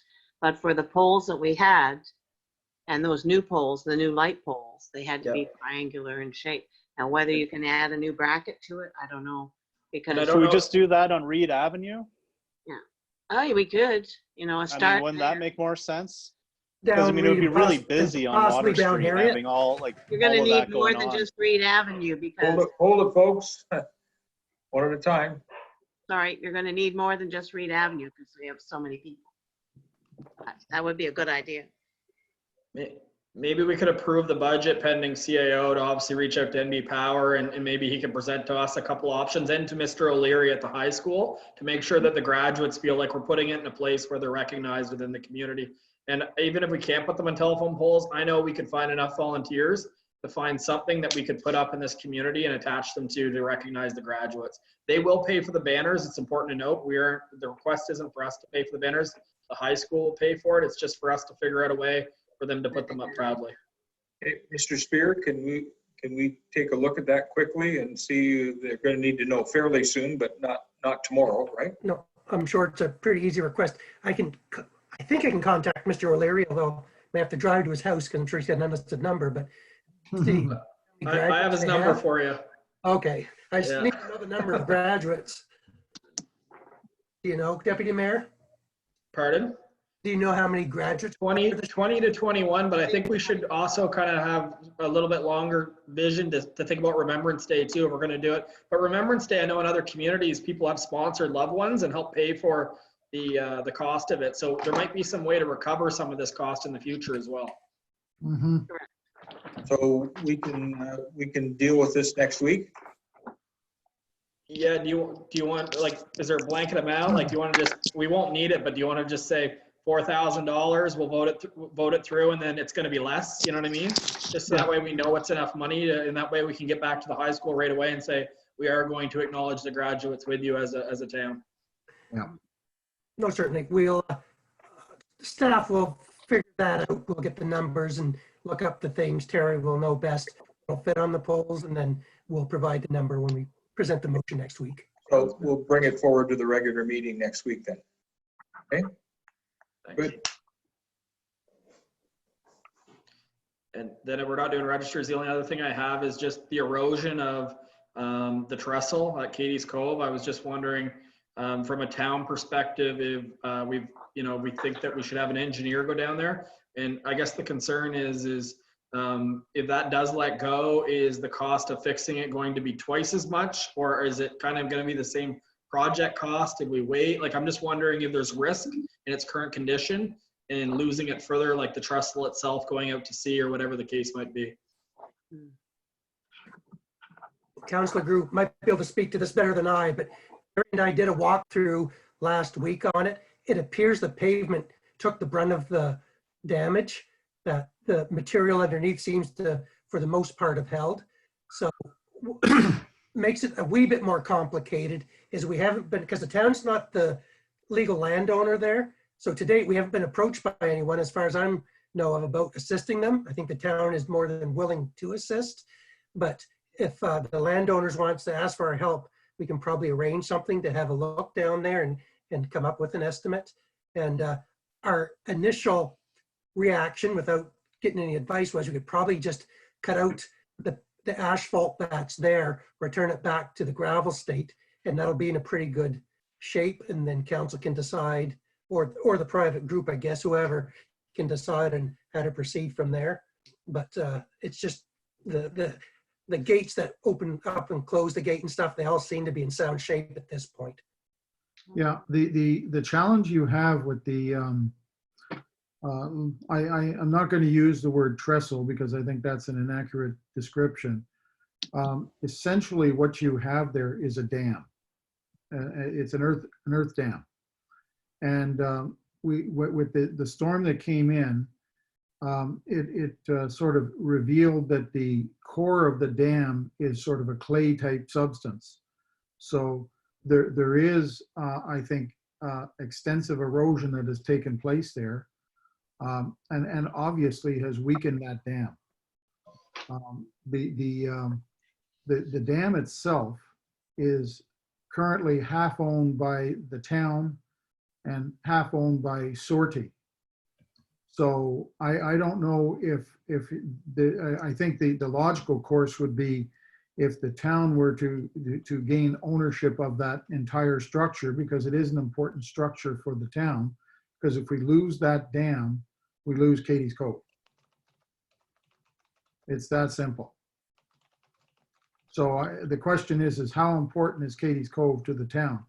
And are you willing to risk Katie's Cove to a not-for-profit group that has limited funds right now and probably doesn't have the means to do the repairs or even the engineering studies that are required, and doesn't have access to the funding?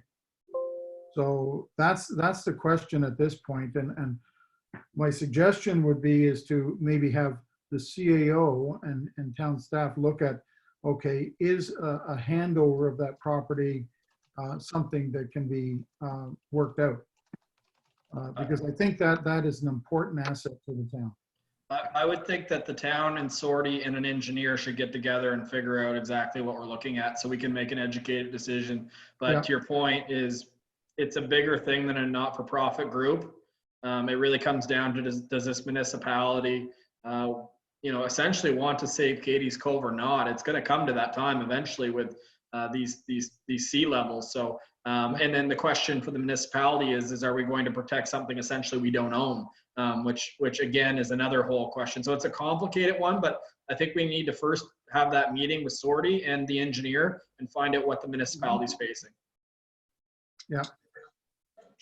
I agree. I think that's the first step, and we obviously need to have an assessment of how much jeopardy we're in there and how much time do we have to figure out the problem. I think that's, Yeah. so let's go forward with that. Mr. Spear, can you initiate that, please? We certainly will, Your Worship. Mayor, can I just mention one other thing? Certainly. This is a province is responsible for the end of the Bar Road, right? Correct. Okay, well, I was down there the other day, and because of the high tides, when you get to the end of the Bar Road down there where you park your cars, on the right-hand side, the cribbing is all falling apart, and I'd say that roadway would be in jeopardy if they don't fix that a bit to stabilize it with doing some new cribbing and some rock work there. Otherwise, you're going to probably lose that roadway that down there at the bottom. Wow. So I just happened to notice it because I was walking down there on the beach the other day. It's in hard shape. Not sure who's responsible for that. It's nobody seems to want to be. We've had that discussion before down there. Well, if it's the provincial government or if it's their road, they'd have to stabilize the around it, right? We would think so. I don't know how we put that on their agenda at DT. Is it DTI? I assume it would be. I would think. Mhm. Town staff can at least review it, Your Worship, and Yeah. thank you to Councillor Bishop. And if we determine that it's outside our jurisdiction and definitely needs some TLC, that will at least notify the appropriate authorities as well as our MLA, or acting MLA, I guess, to put it on their radar at least. Because if that washes out, your access to get over to Minister's Island is not going to be very good. Mhm. Not that we care, but it is a little gem in the town. So we do care. Yeah. That's all I have to say. Thank you. Thank you, Councillor Bishop. Hey, folks. Your Worship, I have an item that I'd like to bring up. It's a really Certainly. quick one. Is I don't know if you're aware, but the general assessed values of properties in St. Andrews has gone up by 5 to 6% 2 years in a row, which is the largest assessment increase in New Brunswick. I was on the phone with the assessors this week, and it's disconcerting because the assessor I was speaking to indicated that the people in Fredericton wanted to raise the assessed values in St. Andrews by even higher than 5 to 6%. Oh my God. So this has an impact when we do property tax increases and we increase the mill rate, that's compounded on top of this 5 to 6%. So we have some people in our community that have seen a 10 to 12% increase in their assessed values, which gets compounded onto our tax increases, which is having a huge impact on our residents. And I just wanted to suggest that maybe we might want to send a letter to the SND assessment people and say, we are very concerned about this, and we see a trend emerging here that is not very good, because it's going to have a huge impact on our residents in town here. And that's a good point, because we talked about our tax-based growth. We need to take that into consideration when upping the mill rate, because they're getting hit on both sides. And I know we needed to get it to a better place because of, the reality is every other municipality in New Brunswick upped their taxes for 10 or 12 years, and we held ours the same. And that put us way behind with the amount of infrastructure we had. But there's only so much growth that we can expect someone to have year to year. So if the province is doing that, although we did have a plan, I think it's time to take that into consideration when we're setting the mill rate for 2021. Yeah, exactly. If I may, Your Worship. I think yes. we need to send that signal though, to Fredericton, that we're watching you and that this is not sustainable. Thank you, Councillor Group. Councillor Spear, you had something to input? Oh, thank you for the promotion, Your Worship, but I'll stick to the CAO position. Yeah, there's more money in it. Yeah, Sure. potentially. The thing that's complicated about that for council is, if you remember, our actual assessment townwide only grew by, I'm trying to remember top of my head, I think it was 2% or less this year. And so it seems to be a bit of a conundrum that I may have to take up with the assessment office and try to see what is going on. I mean, that may be a case for having different mill rates within the town. So, and, you know, and I'm not suggesting this, but let's just say that waterfront properties tend to go up by 15% a year. Then we might say, well, maybe we don't increase their tax rates for zone 2 because their assessment's going up to offset the cost of the town, while those in non-waterfront may be only minimal. And so it is a little more complicated. I don't disagree with Councillor Crew, but it's that some people I'm sure are getting double hit, then there must be decreases in other, because certainly we didn't see a 5 to 6% increase between 2019 and 2020 budget for the total all assessment base for the town of St. Andrews. Yeah, I think certainly it's not a bad idea at this point to, as Councillor Grew says, to let the provincial government that we're noticing what's going on up there. But the ultimate issue is the issue that the taxation system is broken, period. And the sooner we get municipal authority to tax our entirely, this is just, you know, we have to figure out what our mill rate increase is 3 months before the province figures out what their tax system is going to be. You know, it's just, anyway, I could go on and on about that. But yes, we have to send a letter to whoever we send it to. I think it's a waste of time sending it to the assessors. I think it's, they're just doing what they're told. I think it needs to go to the Department of Environment and Local Government and the Premier, quite frankly. Mhm. I think that's a great idea. I guess your work, before you wrap up, if you're, at least if not now, I do have a question for council that should be addressed tonight, though. Okay, certainly. Are we okay with it? So, Go ahead, as yeah. council is aware, in the first phase of the reopening of the province of New Brunswick, they allowed parks and beaches to be opened up.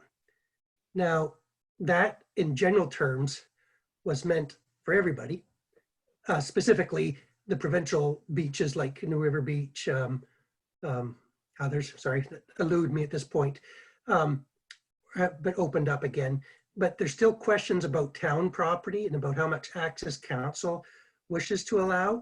And I know there's still people in the community concerned about if we open it up again too much, that we'll get the traffic coming in. Well, we still don't have public washrooms, well, most retail isn't open, where even like Joey's Independent and the gas station are trying to keep people out of their washrooms.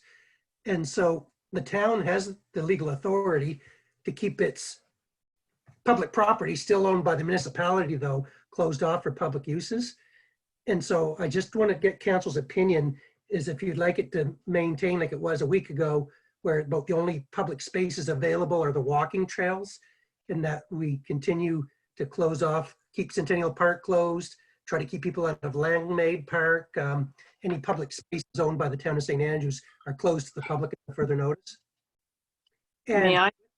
And Oh. with that, there may be an additional cost that we might have to hire staff to come in on the weekends to aid our one lonely bylaw enforcement officer, not so much to ticket people, but just to remind them that this property is closed and to keep to sidewalks and trails. Mhm. I'd say open it. May I just say something? Certainly. I noticed at the point on Sunday that there was a lot of garbage. The garbage was overflowing there. And a lot of it was, it looked like people had cleaned out their cars or something. And also a lot of takeout containers strewn all over the place. The garbage was overflowing. I don't know whether I think we should leave our parks closed for longer.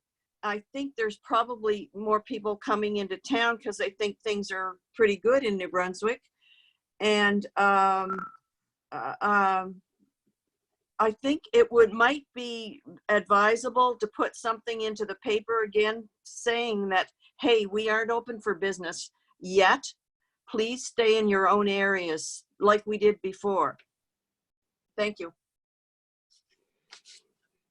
I think one of the problems we had last weekend because I think we still left the Blockhouse parking lot tied off, everyone went to the point. We had like 15 cars on the point. So you're kind of saying to the Blockhouse people, oh, we'll keep this empty, but you've forced all the traffic down. I think if you open up all the parks, so we as town residents can go sit there too if we want, or do whatever, then that will be alleviated. You'll have a few people, throughout all the areas, because there's no way we can stop people from going to the beach. We don't own it. So I'd rather see it not all funneled into one parking lot, but have it open and hope people actually act respectfully and use their brains when they do these things. Because, the province said, we're allowed to go out now and we're supposed to be 6 feet away from each other, wear a mask. I think maybe we should encourage people to do that. But it's beautiful weather. Go sit in the park with your family in the other bubble or what have you. But, don't start beating everyone else. I think excuse me, but I think the basic thing is that people still need to remain in their own areas. I think we're getting people from out of town, and if there's no washrooms open and stuff, that creates a big problem. So just to go by the public health measures, so they've laid out some diagrams that make it pretty clear, and we're getting close. We're 2 to 4 weeks out. They actually speculate from loosening things further if everything goes as planned. And one of the categories is gathering versus physical distancing. And right now it says none, but it's saying that in 2 to 4 weeks after April 24, so roughly about a month, it says that if everything goes as planned, they're going to allow gatherings of 10 or less. So I think in 2 to 4 weeks is when you're going to see most things, to be honest, this community be able to open the door again and say, not everything's open, not everything's the same, but you can kind of enjoy our community again. I think we're close.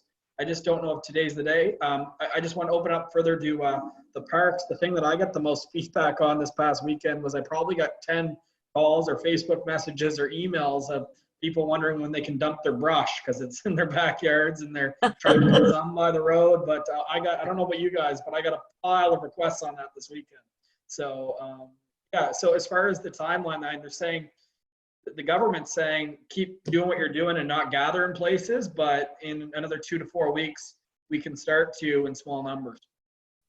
Yeah, I would agree with that. I happened to, I reported this to Mr. Spear and Mr. Knopper, but on Saturday, the fishermen left the gate to the wharf open, and I went down there, and I had to kick a whole bunch of people from St. John who were wandering around on our wharf off the wharf. So we're all right. People are still coming here because they want to go for a drive. And this is still about safety, still about transmission of who knows what's going on there. The other problem with opening up our parks and having more people there, we don't have any bylaw enforcement officers to go around and tell people that they have to self-distance, eh? I mean, it's just a recipe for gathering. I tend to agree with what Deputy Mayor Henderson said, that let's keep everything tighter until the province opens up the rules for being able to get closer together, right? Because that's the issue. The issue is people being close together. It'd be great if people self-distanced and went to our parks, but they're not doing that, and they're just wandering at will. And without, But how do we enforce that then without bylaw officers? Well, that's exactly what Mr. Spear is saying. Mr. Spear is saying, we may have to spend a little more money and bring in some public works people to assist the bylaw enforcement officer to patrol the park on the weekend if it gets busy. To tell people, no, that barrier is there for a reason. That barrier is at the end of the wharf for a reason. So if you can't close it, maybe you shouldn't be fishing at the end of the wharf, or maybe we have to hire somebody to stand there. we're either serious about self-distancing and trying to prevent the spread of the illness. We haven't got it now. We don't want it because we loosened our requirements. And the provincial government seems to think that's fine. I think they've caved in prematurely to open their own parks, but they've opened ours. Then, They think our can park. we then block off the point then? Because right now all you're doing is funneling everyone to one park. There must have been 13 to 14 cars by that garbage can that was mentioned earlier I know. over the weekend. And they just sit there talking to each other from car to car or, Well, ambling around. So you're just kind of forcing the problem into one spot. Yeah. Well, the other issue with the point is in that particular location, there is free internet. There's free Wi-Fi, and that attracts a lot of people to that area where they can, have access to Wi-Fi on their cell phones and whatnot. So they like that spot. Yeah, well, I'm also seeing a lot of residents down there, and what they're doing is they're pulling up side by side in cars and rolling down the window and catching up with a neighbor that way. Right or wrong, I'm seeing I'm seeing more of that than tourists, to be completely honest with you. So Yeah.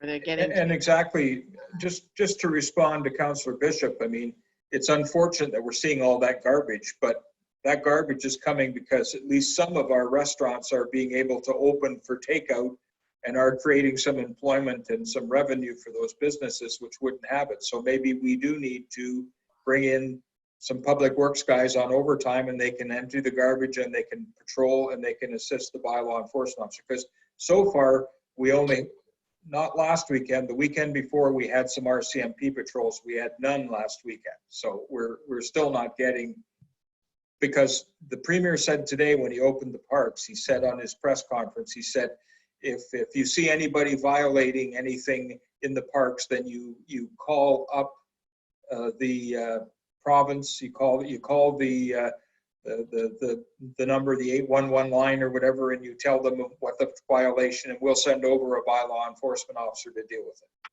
it. So but that's not workable. You need to have somebody there. I just think they've opened it up too early. We needed to wait, like Deputy Mayor says, till the end of May, because it's already gone past the April 24th deadline. We need to wait till the end of May and keep our distancing, for sure. I mean, I live on the point, and I can tell the number of people that have said, do you have a washroom? And I've said, no, there's no public washroom. There's no washroom here. You need to go home. So should, on that basis, I are think we should be we not opening our areas up. no, are we agreed we should keep things as they are for now? And should we put out another press release as we did a couple or 3 weeks ago? Well, Yeah. if we're not going to have our public washrooms open, we shouldn't be entertaining a lot of people coming in here. No.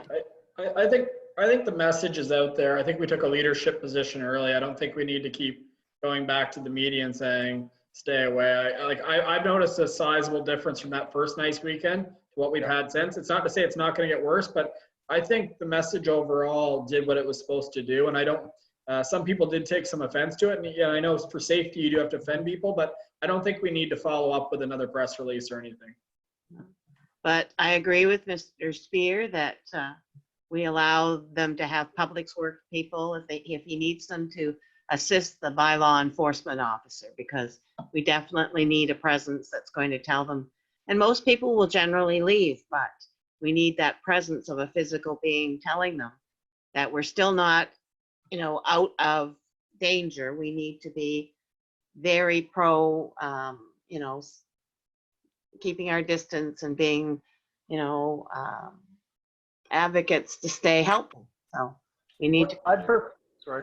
What's your thoughts on the dumping of brush? Because it's not really a gathering spot. People don't hang out there. I'm just wondering if it's time where we could open that up now that some restrictions have been loosened. Well, actually, excuse me, if you remember, I brought this up actually the last committee meeting, and at that point, council actually asked me to postpone the leaf pickup runs and stuff. I guess we're not to the point where we can sell garbage bags, but I think we can keep employees safe and allow the dumping of brush, and probably even start picking up leaf bags. we won't have people coming to town hall to pick them up, but there are other places within St. Andrews that people can pick up the clear plastic bags we picked up.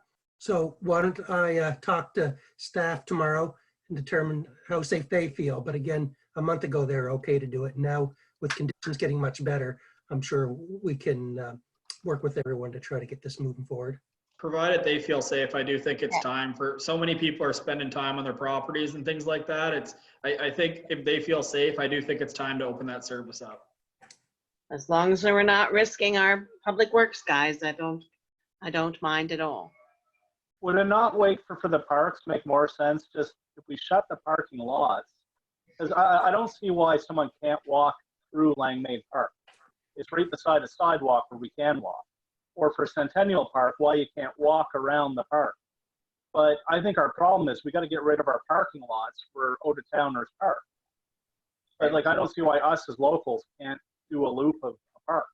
No. It seems a bit draconian. So, you know, I just don't get how that increases risk to walk out in nature.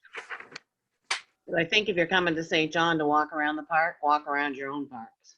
Well, no, but this is the point, Kate, is that we can shut parking lots down so they have nowhere to park.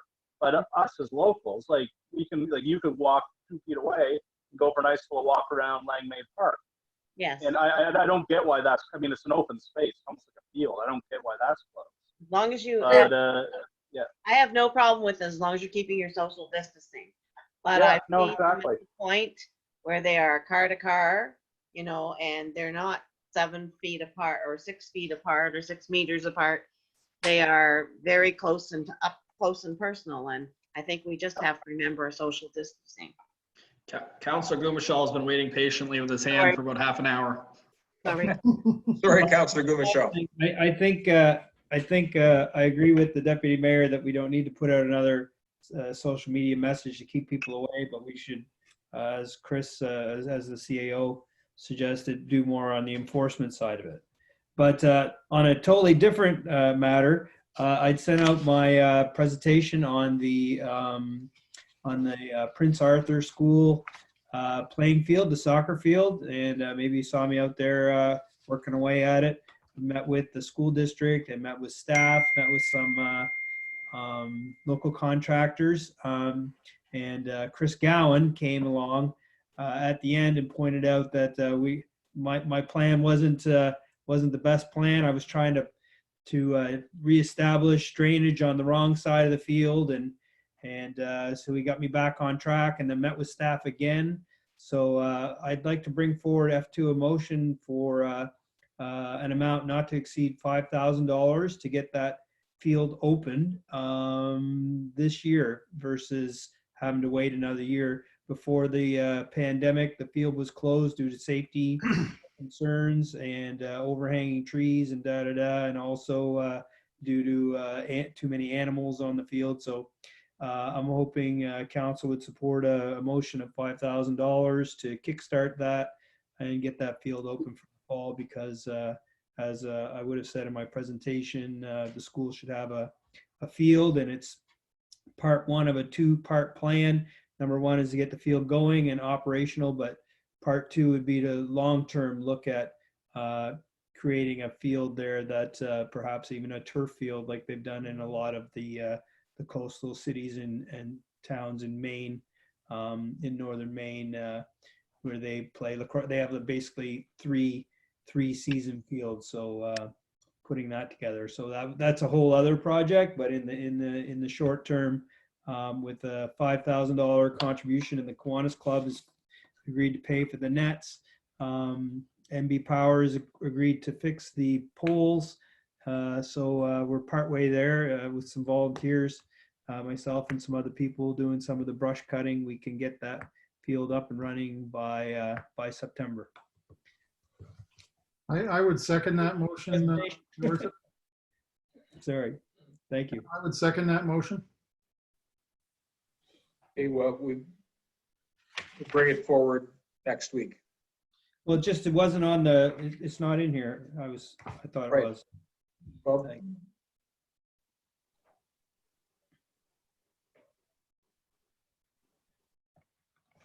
I'll add a committee meeting.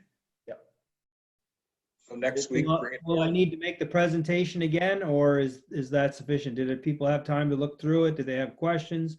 Or is this something I can just get started on? Write a good background for your motion. Yeah. Okay, thank you. I'll do that. Thank you, Your Worship. Okay, thank you, Councilor Gumshoe. All right, I think we're pretty much at the end of the line here. I guess it's question period. Mr. Knopper, do we have anybody who's? Anybody at all? Through you, your worship, we have one person, or there's two people asking questions, but Joanne Carney has multiple questions on social media, but since she's listening here, I'm going to unmute her and give her an opportunity to ask them. Okay. Joanne, you have the floor to council if you would like to ask your questions. Okay, so sure how this works. Can you hear me? We can hear you. So I think I just kind of made comments as the conversation was going along, and with regards to the trail cameras, I think purchasing those would be a good idea to be delayed. Save that for next year, but start with the bylaws and see how we go with compliance.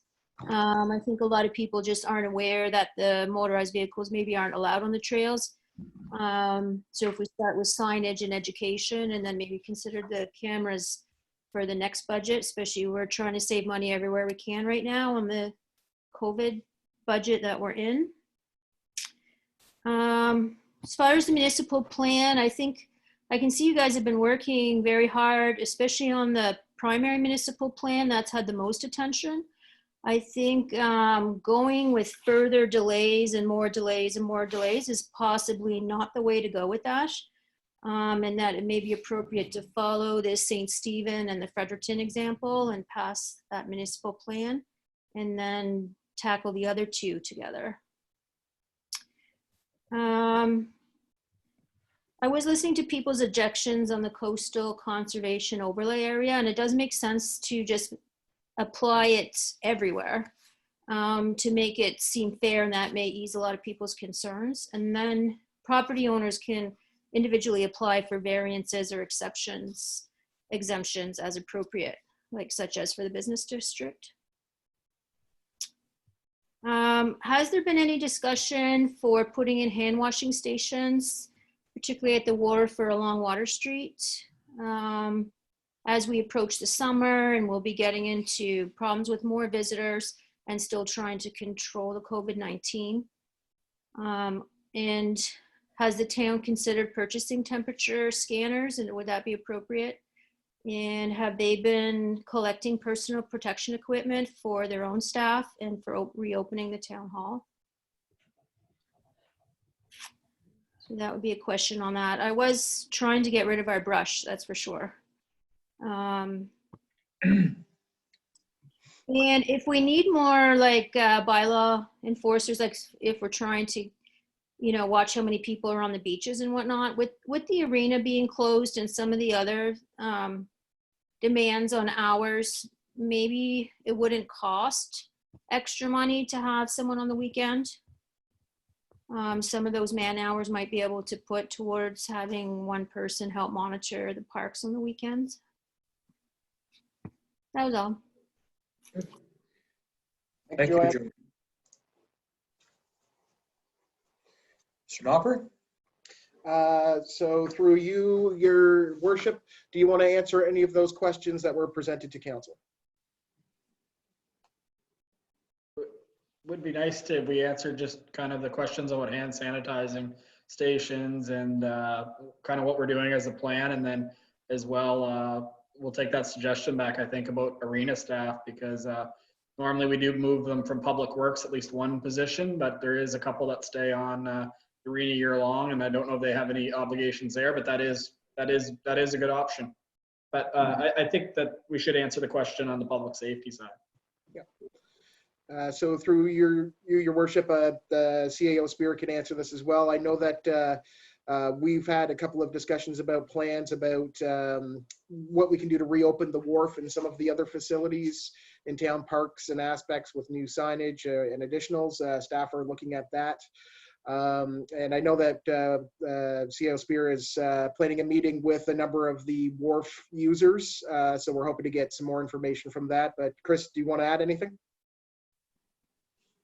I guess it's going to be a cost at this point, council, is to have a look at what there is available for external stations. I'm not so sure, like the pumps we have in our workplaces would be sufficient to be in the great outdoors. They probably wouldn't last long.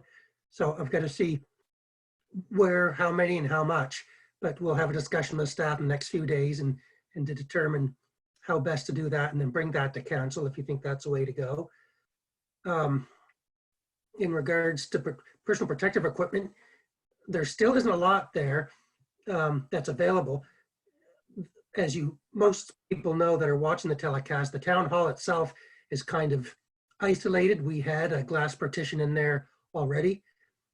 And so our struggle we're working with right now, as you probably aware, is what we're trying to figure out what to do if when a receptionist comes back, exactly how to isolate them from the rest of staff, not from the public, because they're protected from the public right now. But the fire department is fully suited. We have gloves and things that might not fall under the definition of personal protective equipment for public works, but according to the public health officials would be sufficient for things like handling leaf bags and things. If they were inside a facility, they may not be, but for the type of outdoor work we're doing, they're sufficient. The one struggle that has been suggested from some people to the town is that we supply the whole town with PPEs for retailers and things. And my own thought is that could be hard to do and very cost prohibitive. If council thinks it might be a good idea, they can let me know. But right now they're saying, individuals can carry just about anything. It doesn't have to be a high quality grade mask to go out in public. Leave those for the, hospital workers and such.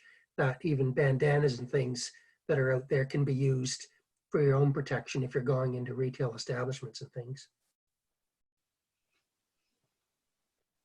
Thank you, Mr. Spear. Mr. Knopper, is there anyone else on? Through you, your worship, no additional questions were brought forward from either online or on Zoom. So you are good.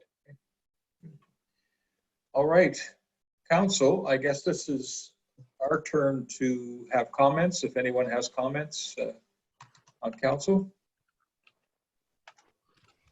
4 hours, we're tapping out.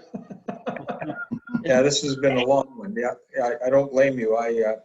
I'm speechless as well. So that'd be a first time, hey, Edie. I've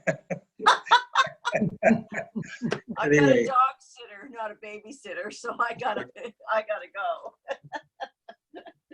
All right, everyone. Thank you very much. It was a long meeting, but it was a very productive meeting. I appreciate council's input greatly and the work that's been done by our staff tonight. Thanks so much, and look for a motion to adjourn. So moved. All right.